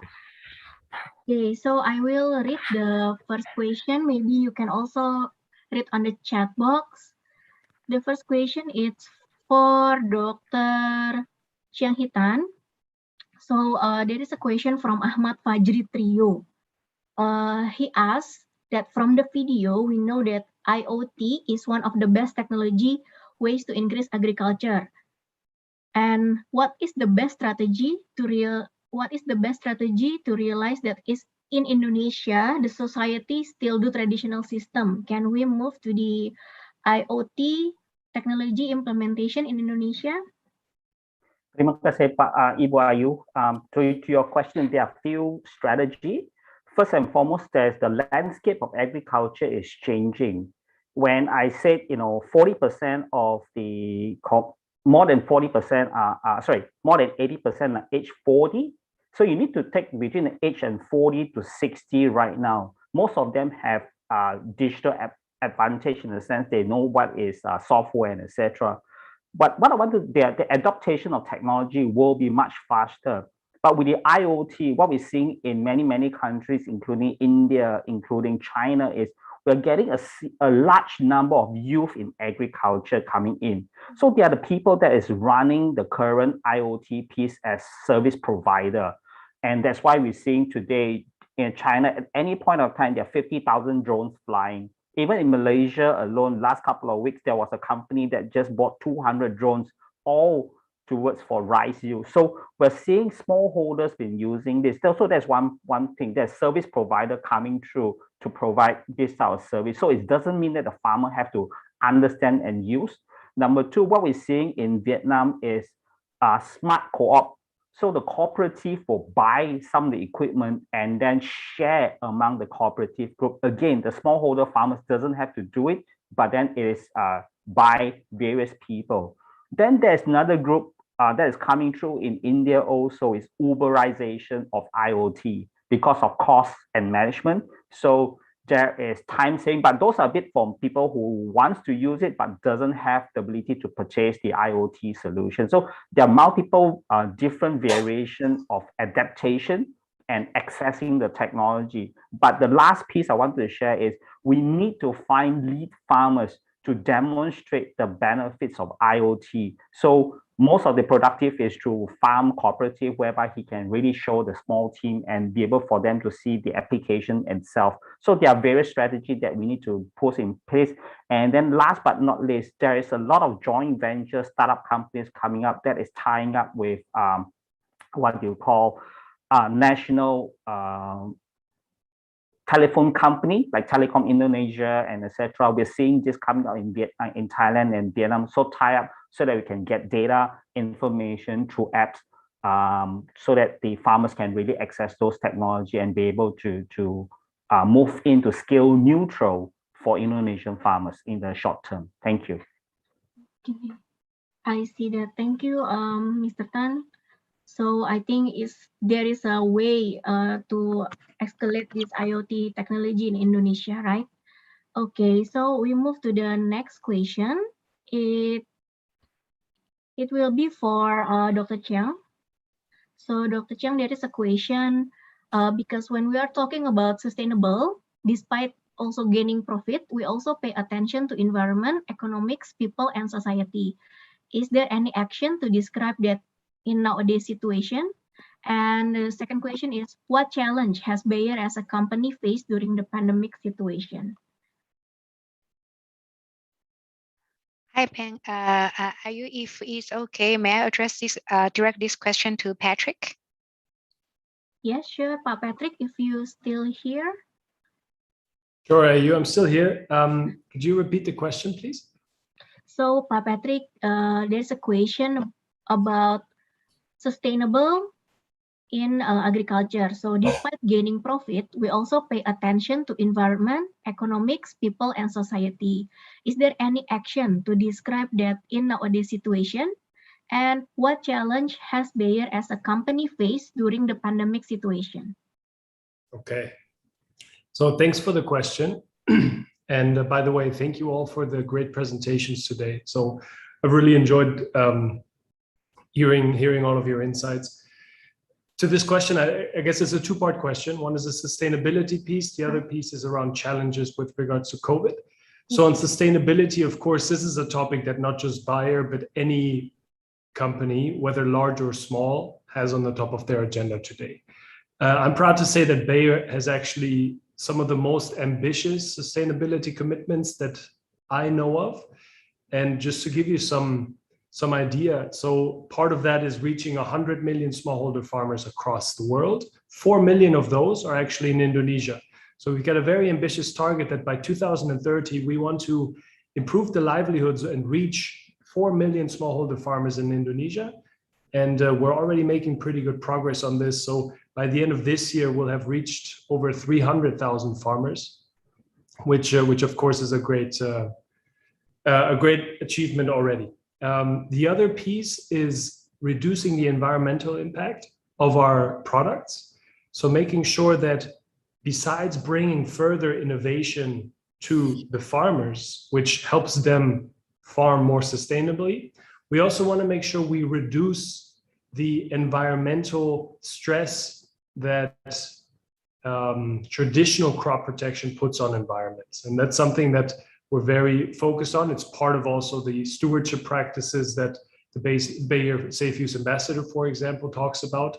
And of course, it is one of the externalities, one of the positive effects of biotechnology as well. So the better we're able to penetrate the market with biotechnology, the more sustainable also the farming practices can become, if you do it under the right stewardship and safety measures. On the question regarding COVID, there's a number of topics there that would probably warrant a whole hour additionally.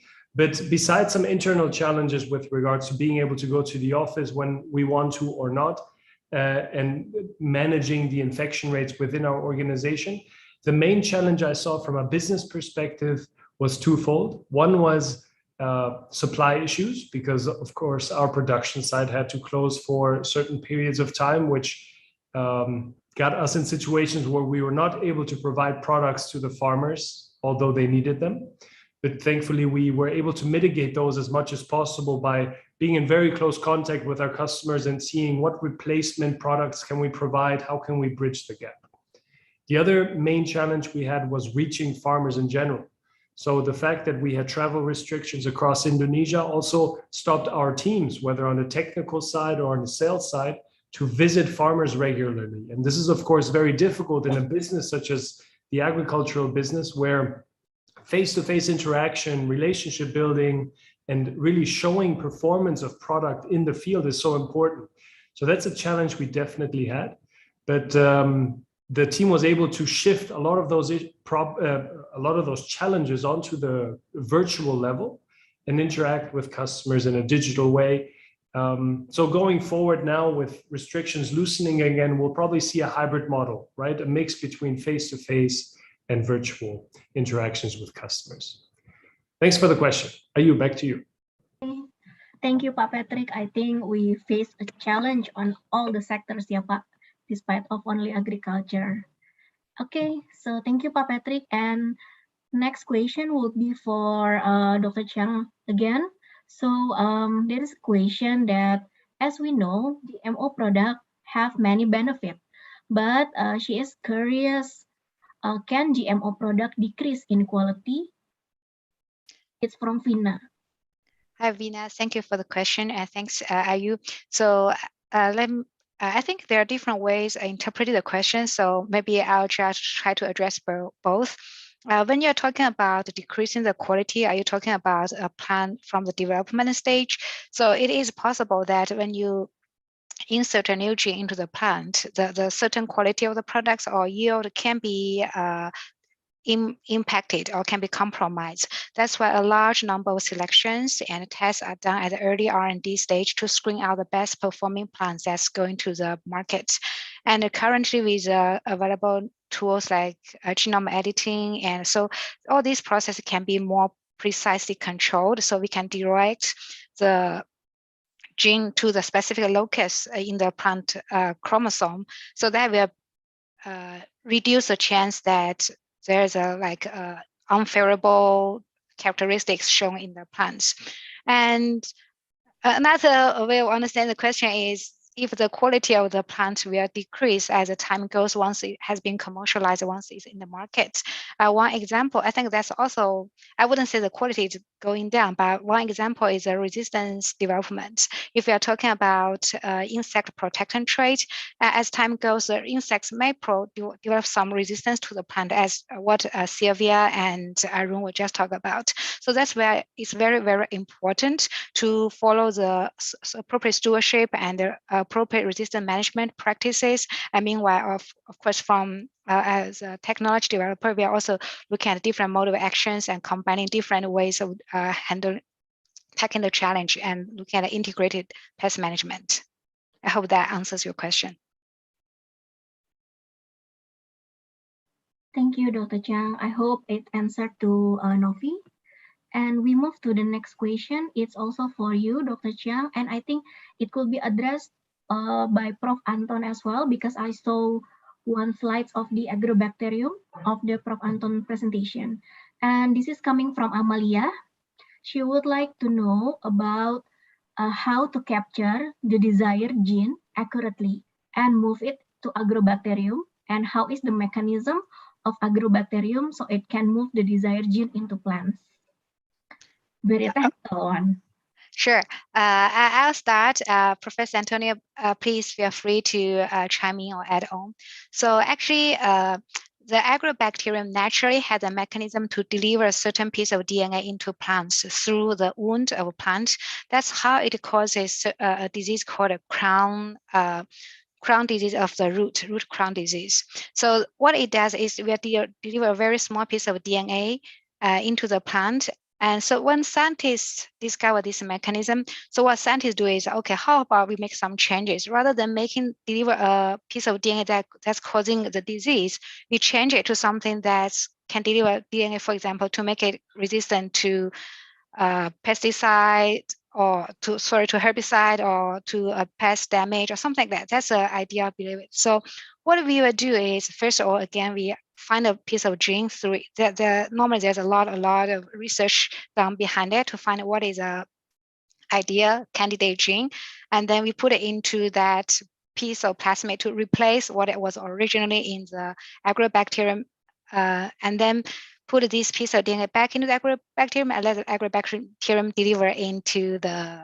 plant. Again, I would say agrobacterium is really functioning as a vehicle here, and the DNA we are trying to target is a passenger. We are just changing the passenger through a naturally occurring mechanisms. Professor Antonius, please. Okay, thank you. I think you have already given a very good explanation on how we use agrobacterium. But this is, if you learn phytopathology, in phytopathology, this is very important to see it. You know, this is called crown gall disease. Actually, puzzling so long time to know this one, because when you kill the bacteria, the disease is still there. So this is actually not like other disease. If you kill the agent, then the disease is over and you get recover, sembuh, if you already sudah dibunuh patogennya. But this one is not. The gall, the cancer still growing. And in the cancer, actually the food for agrobacterium.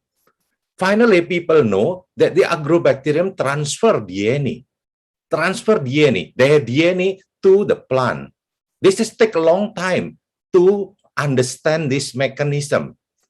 And finally, of course, people try to understand, well, how can agrobacterium transfer the DNA across the plant cell wall and then finally go to the nucleus of the plant cell. This is amazing. And you can see the text, even one textbook only talking about how agrobacterium transfer from bacteria, their own DNA, to the plant genome. Then after we understand this mechanism, like already said before, already Kiang Chen told you, then we use them.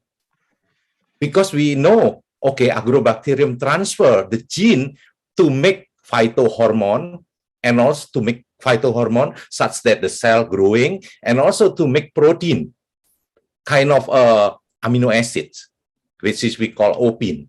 This is actually the one that they transfer. And then so basically they make a factory. The plant become a factory. Only agrobacterium can utilize that. So how nice is that? So the agrobacterium is very smart. They know how to engineer plant. And this is before we know it. But we learn it from agrobacterium. So basically, this is just want to show you that genetic engineering is not something that is only from human, but this is already occurred in nature. And we learn it, in fact, from agrobacterium. How agrobacterium transfer genetic material becomes one of the paradigm. If you learn phytopathology, you should understand this one, because this is the special disease, bacterial disease, which is not like the other.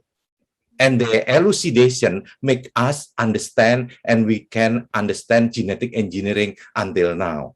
I think that's it from my point.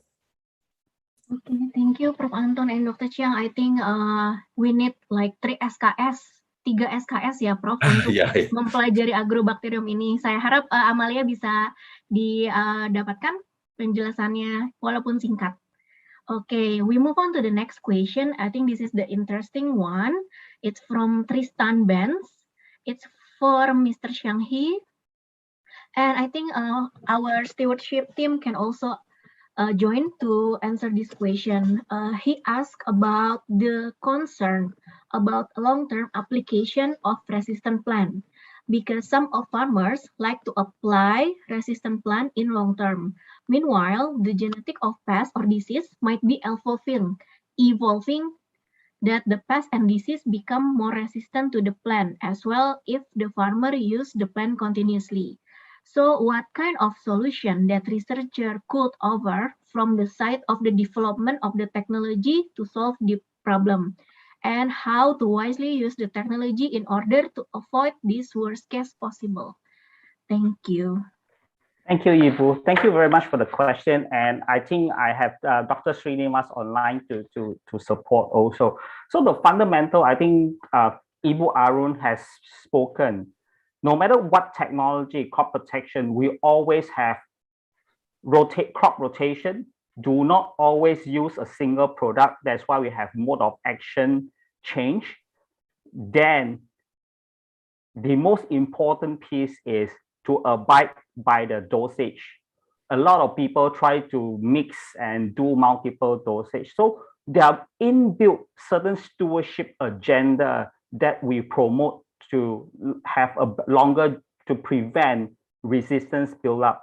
The second part is the R&D part. The R&D part, meaning even for biotechnology, for BT, we have different BT genes that we continue to evolve and change so that we can stay ahead of any resistance buildup. Then built into, again, Ibu Arun already said, we have refuge, whether it's 95.5 to make sure that we have a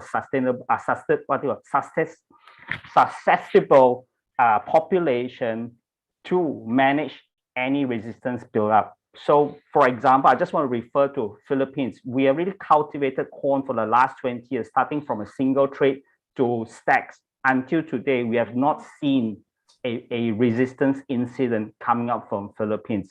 Smallholder with refuge built in, with different technology in the sense of migrating from a single to stacks technology. So that's where R&D needs to be there to allow science-based introduction of new events, because it's very unfair that we ask for new iPhone when US launch, I want 13, I want 12 the next day, but our farmers take 10 years to wait for technology. Dr. Chen mentioned it takes us 13 years to develop a biotech product to get to market. And then we have to wait for another 7 years for a product to be introduced into the market, if you're lucky.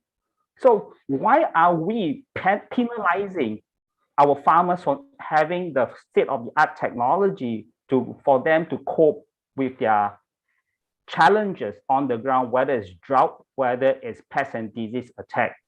So that's where a lot of things are built in to ensure that resistance does not build up. Dr. Srinivas, over to you, please. Thanks, Dr. Shangi. Let me introduce very quickly. I'm a resistance management lead for Asia Pacific in Bayer Crop Science, and I'm here to support the teams actually on different topics related to it. Just Dr. Shangi already explained what are the different measures that one would put in place to ensure product durability. In a different way to explain these things and a little more simpler, the way I look at it is farmers need products, and when they need products, it means they need to use the products. So how do we create a system where the burden is not on the farmer's side to ensure the product durability, but the burden is on the technology provider side to ensure that he does the farming very comfortably. So in that aspect, when you look at in the context of biotech products, we moved from these refuge deployment strategies. Refuge is needed. We all know that, and Arunika earlier explained that. And when we need it, how do we ensure that complete compliance, 100% compliance to it? And that's where we as Bayer moved that burden from the farmer to ensure and remember and do things to the company. So the company provides the seed with what is called a refuge in a bag. In general parlance, it's called seed blend or seed mixture refuge. So that's one big step to actually make this shift from being a structured one to a seed blend. And we have made that already in the region, not just in corn, even in cotton in India, and even going into future in Africa as well. So we made that big shift. That's a big step. The second thing that we need to ensure is bringing in technologies that offer different mode of action. And I think the question was more referring to development. And we always strive hard to bring new technologies and new modes of action in terms of pesticides into the countries. So we started this process already in Asia. We did this in cotton in India. We are doing this for corn in Philippines, and we are working hard to bring a different kind of modes of action to support the existing products. And hopefully this will be the process that we are intending to continue even in new markets like Indonesia and even Vietnam. So to summarize, for product, bringing in new modes of action, ensuring compliance to stewardship, and shifting a part of this burden from farmer to the tech provider. These are the things that we are working very hard in ensuring the overall product durability. Yeah, I hope I answered and supported Shangi there. Thank you, Dr. Srinivas, Dr. Shangi. And we still have time for the next question. It will be for Mr. Shangi again. So in addition to the IoT implementation, there is a question from Fibrianti. She is asking how many years will the IoT take for the implementation to be evenly distributed with the current condition of human resource within Indonesia situation? Well, that is a very magical question and very hand-waving question. But I just want to share with you, we did a survey through Grow Asia about a year ago. This is the Olam application that was developed by Olam. there are 40 to 50,000 farmers that use the app when it was launched. And also through Yara Digital, a collaboration with Cassette Go, which is a Thailand app. Within a month, there are 200,000 downloads for that particular app. So, for example, we have been working with 8 villages for the last couple of years. And I think all our member companies around the table are building a lot of communities. They are through their digital team. As you remember, COVID, again, Patrick mentioned that, you know, a lot of things we weren't able to go to the field. Everybody transformed and quantum leap into using digital app to reach out to our farmers, from stewardship training, dealership training, and etc. So I think the COVID situation has accelerated the adaptation of applications on app, whether it's for product identification or market information. So right now there is essentially a push from what we saw 1-2 years ago, and we are seeing more and more companies around us all pivoting to digital. So it's a correct timing, but we still need to mobilize more people. I think also some of you mentioned about extension service. This is something that we really need to reach out to farmers to talk about best practices and to share, especially our Indonesian farmers.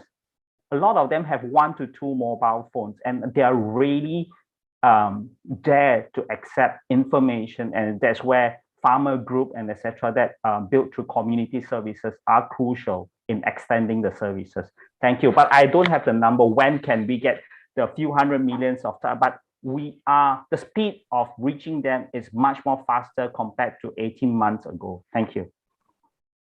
Maybe Patrick, you want to add anything from your observation? Thank you. Yeah, Xiangyi, you summarized it very well. So COVID definitely accelerated this with regards to digitalization and also the penetration of digital technologies, the openness of working with them, and actually also taking the advice through a virtual medium rather than only face-to-face as it was in the past. But to my point earlier, it doesn't replace it 100% and not forever. And that's why I'm convinced that this hybrid model, leveraging both the opportunities that the virtual and digital interaction provides, but also making sure you continue on the field, face-to-face interactions, because at the end of the day, Dr. Xiangyi, you mentioned it earlier in one of your responses, seeing is believing. Yeah, and that's the easiest when you do it in real life, when you're able to touch it, feel it. It's just different when you only see it through a virtual screen. But I subscribe to everything you said. Very well placed. Okay, thank you, Dr. Xiangyi and Pak Patrick. I think technology nowadays is very related with us. Okay, there is another exciting question coming from still from Fibriani. It's the question related with the mutation. So it's for Dr. Chiang Chen actually, but I think Srinivas and Arun and Sylvie, if you want to join, you can also answer. She is asking about the possible that the continued use of genetically engineered product will result in mutation of pest or pathogen. For example, in the case of the Spodoptera frugiperda in America, which is resistant to BT corn, and what the factor that can cause that? So I will start. Thank you for the question. So I think what you mentioned is definitely true. It is natural, a natural phenomenon for the pests to mutate because they want to survive. And however, then we cannot overemphasize the importance of resistance management and the stewardship, how the responsible use of the different technologies, whether it is GMO or any other technology. There's no magic technology, I think, that can overcome this. I think, again, as a developer, what we can do is we will try to offer more different options and different mode of actions to tackle this challenge. And again, I pass it to Srinivas and the team for further for some details. Yeah, thanks, Ching. Rightly mentioned. So I'm trying to wrap my head around this, how to put it very, very clearly. With respect to any technology, it's an accepted thing that it's going to have some challenges, and when you accept that, the next step is how do you find mitigation measures and improvement measures in place. So with BT crops as well, or GM crops, or even some insecticides, it's going to be the same. That insects have a natural tendency or allele frequencies we call, which would get amplified as we tend to use the products. The only way you can reduce this resistance development over a period of time is putting some measures in place. With BT crops, it's even better in a way because we have these measures in a proactive manner. With crop protection products, until now, it has been in a little bit reactive manner. So you find some issues at the field, that's when you start responding. Whereas with BT crops, it's kind of very proactive in nature. So overall, what happens is that you have these measures such as rotation of modes of action or other things that we already talked about in an earlier response, like refuge. Now, having said that, to answer the second part of the question, the Spodoptera frugiperda in LATAM, it's a totally different context. Yes, it is true that it developed resistance to certain BT proteins, not all products, and it kind of happened in a very successive fashion, meaning in Brazil or LATAM, the BT corn products were launched initially with single gene products.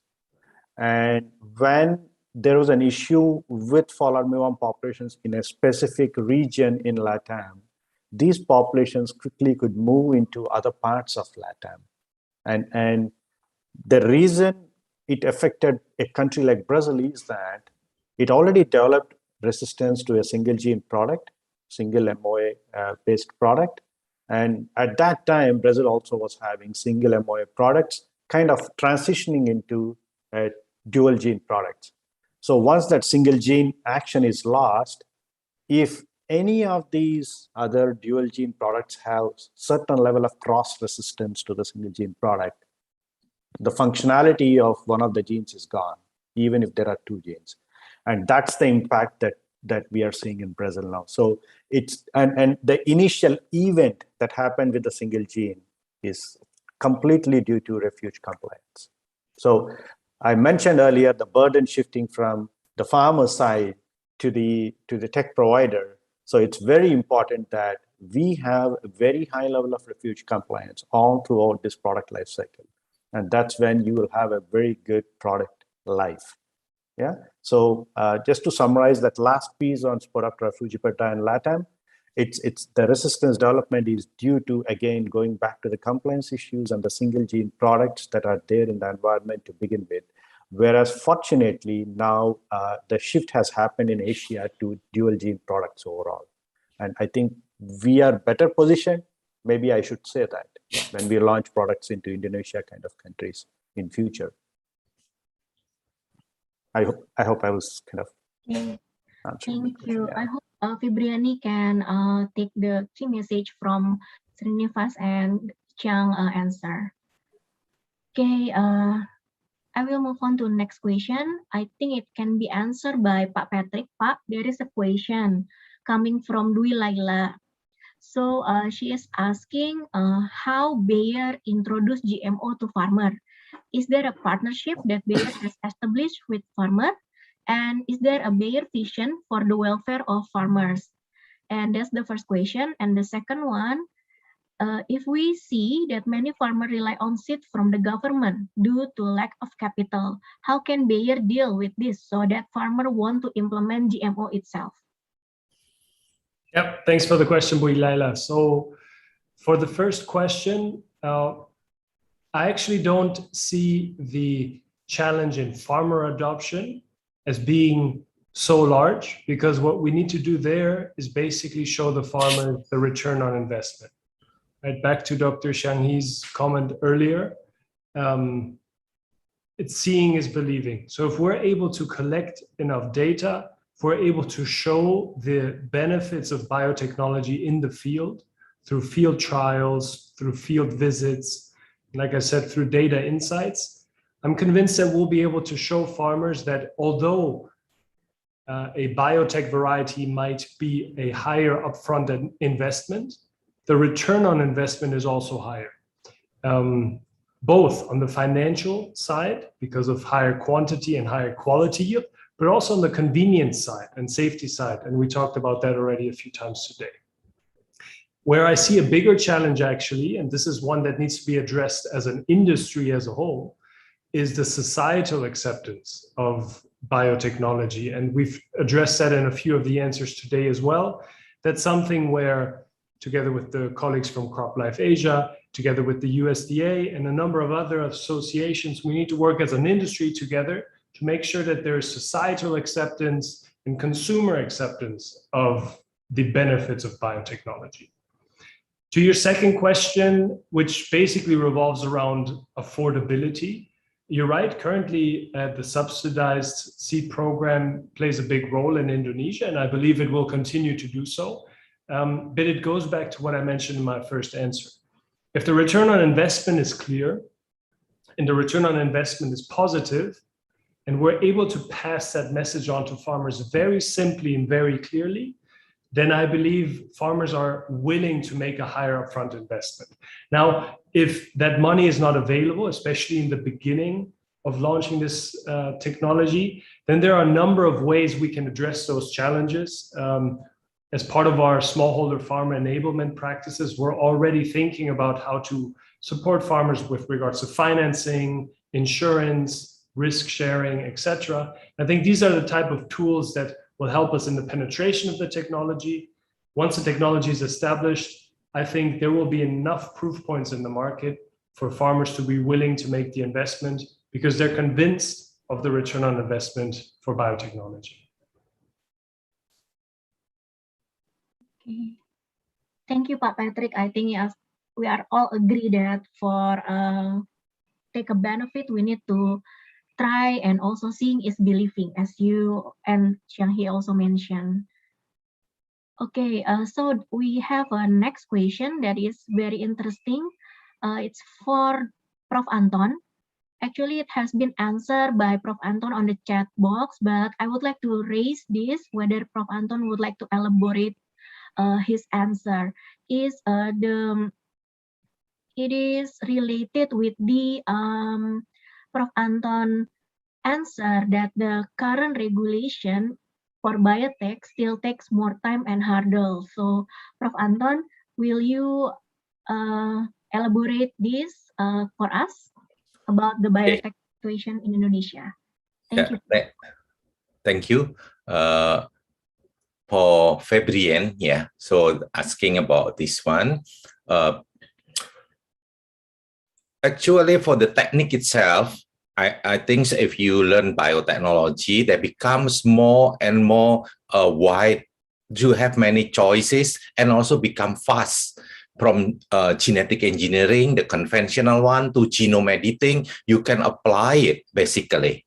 But the thing is, the regulations have to keep up with this. And in the regulation, you have to deal with case by case, because it is case by case. So then every time you submit a proposal, for example, like BT corn, that would be different from like eggplant BT, or maybe BT potato, something like that. Even for the same BT corn, that would be different, depends on the event or the nature of the GMO itself. So even though in Indonesia, you have already the regulation and also the paper that you have to complete it, the form, everything, but still the reviewer also need time to review this, because this is a case by case. Probably this one, I think in the near future will be very fast, because then people first already understand the nature of this. They have more experience. And the second one, you have many of the character is almost the same, like either BT or glyphosate tolerant. Usually only those two or stacking of that character. If that's you just do it over and over, then finally the formation, the administration will be also faster, and the reviewer also get more familiar with the situation. So now actually in the regulation they have also limited amount of people, and because of case by case, they also need to be addressed by a certain reviewer, and also at the end also some problem could be not necessarily to be a long time like this, because if you have in terms of product, for example, corn product, that's different from the one to be planted as a crop in Indonesia. We have many has been put on the permit, for example, for genetically engineered bacteria for making amino acids mostly. And this one, you have the amino acids imported as a GMO amino acids, or you have a GMO that is need to be conducted in Indonesia. That could be a different one also. For example, if you have Ajinomoto, for example, or maybe some other company related with that, or that they will produce it here, then the case is different. So, but in summary, I think once we have more experience, that will be more facilitated, and then you can get faster because the case is already in front of us, and they need some kind of facilitation. Okay, thank you. See, Prof. Anton, there is another question coming from Iza. I know that you already answered as well, but I think it's interesting to be discussed. Okay. So it's the question is about a labeling on to stated the GM or non-GM in a product, and the important part is, why do people have much concern about GMO product if GMO have many benefits actually, and how we can educate them? Okay, thank you for that question. Actually, as I mentioned in the beginning, if I ask the common public or students who first time might not know or been exposed to GMO, genetic engineering, then if you ask whether GMO is safe or not, most of them will say not sure. Some of them will answer, okay, safe, but some may be also answering not safe, but those are very minor. Mostly not sure. So the one that not sure, usually they know it when they know better, we educate better, then finally they becomes lean toward safe. They think GMO safe when we get a proper education for them. I think that is the first we have to know. Mostly they are still not sure, but then we can make them more definitive what they will answer, because some of them they already have predetermined already, right? When they don't like it, it's just like vegetarian. How delicious is meat? You cannot convince a vegetarian people to eat meat, right? In that case, so you have to understand that a minority people will against GMO, but that's not matter. As long as like you have 60-70% of them, they already know what is GMO, and they can rationally thinking about this one. And the one that I mentioned about label, actually this one is an example. I show you about they put in no cholesterol in the oil. That is actually in the Philippines. In Indonesia, you cannot put that one as a no cholesterol. I found this one at the time in the Philippines. But interesting, because like, why you put no cholesterol while you know cholesterol is important? your cell membrane contain cholesterol, your hormone made by cholesterol biosynthesis. So cholesterol is important, but for few people, cholesterol is not good if they consume in a large amount, of course. But then this is corn. This is actually maize, right? A vegetable oil. Vegetable oil, no cholesterol. But why is put this one? Of course, there are nothing wrong to put no cholesterol. But if this is more confusion for the general public, more negative things, we should not do that. I think as a government should not put the label, because more negative impacts rather than the positive one. Because this one, people think that, okay, cholesterol is bad. Why you think cholesterol is bad? Because only few people. So the same thing when we want to talk about labeling non-GMO like this. So over there, they also put non-GMO before they should understand about what is the meaning of GMO. This is more complicated than cholesterol. If they don't understand about cholesterol, then how they can understand about GMO? Even worse for the general public. So labeling is something that is complicated, and the government should also put in into an action, because the government will determine the regulation, like whether this one should be put non-GMO or GMO in certain type of product. Like for example, in Indonesia, we don't have that kind of label yet. That's like voluntary or something like this one. So in general, just want to show that sometimes misperception can lead to something maybe not really beneficial for the general public. Okay, I think it's like that. Ibu Ayu. Thank you. Okay, I think I agree with you, Prof. Anton. I think we as a consumer, we need to be smart and we need to occupy ourselves with the right education. So don't only believe the message coming from WhatsApp group or something, yeah, Prof. Okay, so due to the limitation of the time, this is the final question I would like to address to Bu Sylvia. There is a question coming from Tristan again. So it about the Lepidopteran. So the Lepidopteran have a role as a pollinator in imago phase. But at the same time, Lepidopteran usually become pests in their larva phase.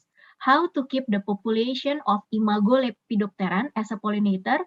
Meanwhile, keep the larva Lepidopteran under the economic threshold because they will not become imago unless they pass the larva stages. While the imago also will lay their eggs under the leaf. If we control the eggs, the population of imago will be reduced. But if we control the imago, the population of imago will be reduced. So, Bu Sylvie, maybe you can address this. Okay, thank you so much for Tristan. Tristan, right? Kayu? Okay. Yes, correct. Thank you for your question. Actually, this is the very good questions, and yes, we know that in our field or in our crop, there are also the natural enemies there besides of the pest itself, and this is actually the reason why maybe we are like concerned about how if we are using the products or crop protection product, it will also damage or harmful to the non-target organism, and one of them is the like natural enemies like you mentioned, and that's why now actually in our crop protection product we are having a very selective the insecticide. It will be very selective to the target, and also, for example, if we are developing the product and as a regulation as well, in a regulation as well, we are not allowed to have or to launch a crop protection product with like broader spectrum. For example, it can kill any pest, any kind of pest. It Lepidopteran, it can be killed, and maybe a sucking pest also can be killed. But now the product, the crop protection product, is really really specific. And for us in Bayer, we are now having the same very selective products for controlling the pest or disease. And another thing that I have to mention here that actually the test or the trial to the non-target organism is one of the safety tests or safety aspect that we are conducting prior we are launching the product. So we are doing the testing to the non-target organism as well as the natural enemies, and also in terms of regulation process, we are also have to do the same, and we have to make sure that this product is really selective and not harmful to the natural enemies or non-target organism. I hope it can be answer your questions, or maybe if there is some additional, please. Sophie, sorry, there is an additional on your explanation about the pesticide that you use. So there is a question also from Agung in here that he asked, is it true if systemic pesticide have less potential resistance than non-systemic pesticide? Okay, because I'm here with Arun. Sorry, maybe Arun, you can go first to explain this. Sure, but Sylvia, I think there will be a bit difference when we talk about the insecticides, which is systemic and non-systemic. So systemic and non-systemic is the way the pesticide is actually working. So it is not really I can say is a very less related if we direct connect it to the what we call as a resistance. So when we call a systemic pesticide compared to the contact pesticide, which is you call like a non-systemic pesticide. So the systemic side is actually the pesticide need to go to the tissues of the plants, where the target of the pesticide itself is to control the pests who what I can say is like to eat from let's say from the stem, and then they live inside the tissues of the plants itself. While the contact insecticide or contact pesticide is more when it is like a foliar application, and then it is like the mites or maybe the aphids is actually eating directly with the leaves, and then we can spray it through the contact insecticide. But how the resistance is actually working, maybe because of the pesticide is always using with the same mode of action, and it can develop the resistance itself. So there is, I can say it's a very lack connection between the systemic and contact pesticide to the resistance. But how to develop the resistance itself is the first, if we are using the same dose, I mean the incorrect dosage, either higher or even lower the dose, and then after that the same mode of action, and then there will be counterfeiting product upon the selling or something like that. So it can increase the resistance instead of how the pesticide itself is actually developed. I hope it is answered as well. Okay, I hope it's answered to Agung as well. And I think we've come to the end of our session because we are 5 minutes over. Sorry for that. And I would like to express the gratitude. Thank you for all the keynote speaker, for Dr. Xiang He, Dr. Chiang, Dr. Srinivas also, and Prof. Anton, Bu Sylvia, Kak Arun, and also Pak Patrick. So we had a really great discussion today, and I think the key takeaway message that we can bring from this morning session is, first, the technology is something that we cannot avoid right now to be implemented, especially in the agriculture, because we are facing a challenge in the future about the food security. And one of the technology is by bringing the biotech technology. One of them is an option as a technology for a biotech. And also biotech is already implemented. A company in Bayer, we already have the a stewardship for that, for the biotech technology. And the challenge is still how we can communicate this technology, because it's still considered new in Indonesia. So I think that's all the wrap up from me. And if there's anything you would like to address, feel free to contact all the keynote speakers. Maybe they will give the information of their email on the later on. Okay, by this, I would like to say thank you for all the participants who still attend until the end of the session. I see a huge amount of the participants still join with us right now. And for this, I would like to say thank you and give it back this to Mbak Dian as an MC. for us. Thank you so much, Mbak. Thank you, Bu Ayu. Okay, so thank you so much for all the keynote speakers, Bapak Ibu keynote speakers, and also Bu Ayu for leading a really insightful and so fruitful discussions for the presentation sessions. We hope that all the participants today can embrace new knowledges, especially in the biotechnology, to improve the breakthrough and also the ideas for biotechnology as well. Okay, so let's move to the next agenda. So this is something that we are looking for, that we are waiting for, the announcement of the door prize winners. Actually, we have a discussion with the representative of Bayer, and we have decided at first the 5 winners, but thank you so much, Bayer, for providing more. So we have 10 door prize winners for today. So the winners goes to, yes, okay, so there are 10 the lucky winners for today for the best questions. We have Ahmad Fajri, Bu Novi Haryati, Vina Alpha Centauri, Amalia Nur Firdaus, Tristan, Fibrianti, Dwi Laila, Febrian, Agung Wicakson, dan Izah Nurul Khalifah for the winners today. Congratulations all of you. So for the winners today, you may drop your address and also your WhatsApp number or phone number so the committee can contact and also send the prize to your address directly. Okay, thank you so much. And congratulations once again.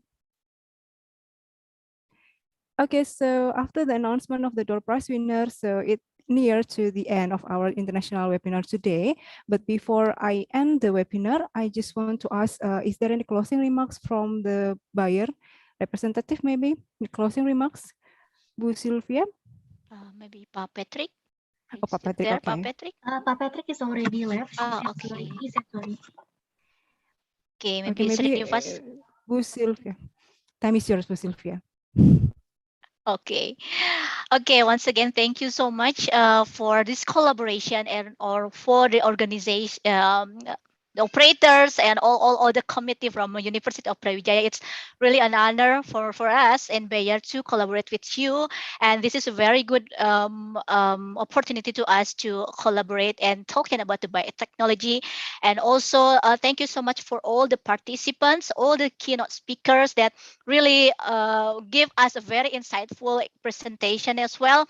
And yeah, we hope that what we are doing today, what we are presenting today is giving values to all of you, all the participants. And hopefully in the future, we will have another collaboration with University of Brawijaya. Thank you so much. Thank you, Bu Sylvia. For the closing remarks, we do waiting for more collaboration with Bayer actually. So let's have another session of this year, okay? Yes, okay, so sure. thank you so much, Bu Sylvia. Finally, we are at the end of today's international webinar. Thank you so much for joining. I do apologize for mistakes in presenting this webinar. Once again, my name is Janis Lami. So thank you so much for your kind attention. Everyone stay happy, healthy, and see you again next time. Wassalamualaikum warahmatullahi wabarakatuh. Good morning, everyone. Have a nice day. Goodbye. Thank you. Thank you. Have a nice weekend. Thank you so Terima much, kasih. Mbak Dian. Terima kasih Bu Sylvie. Terima Terima kasih Bu kasih, Ayu. Tita. Thank Thank you you, everyone. Tita.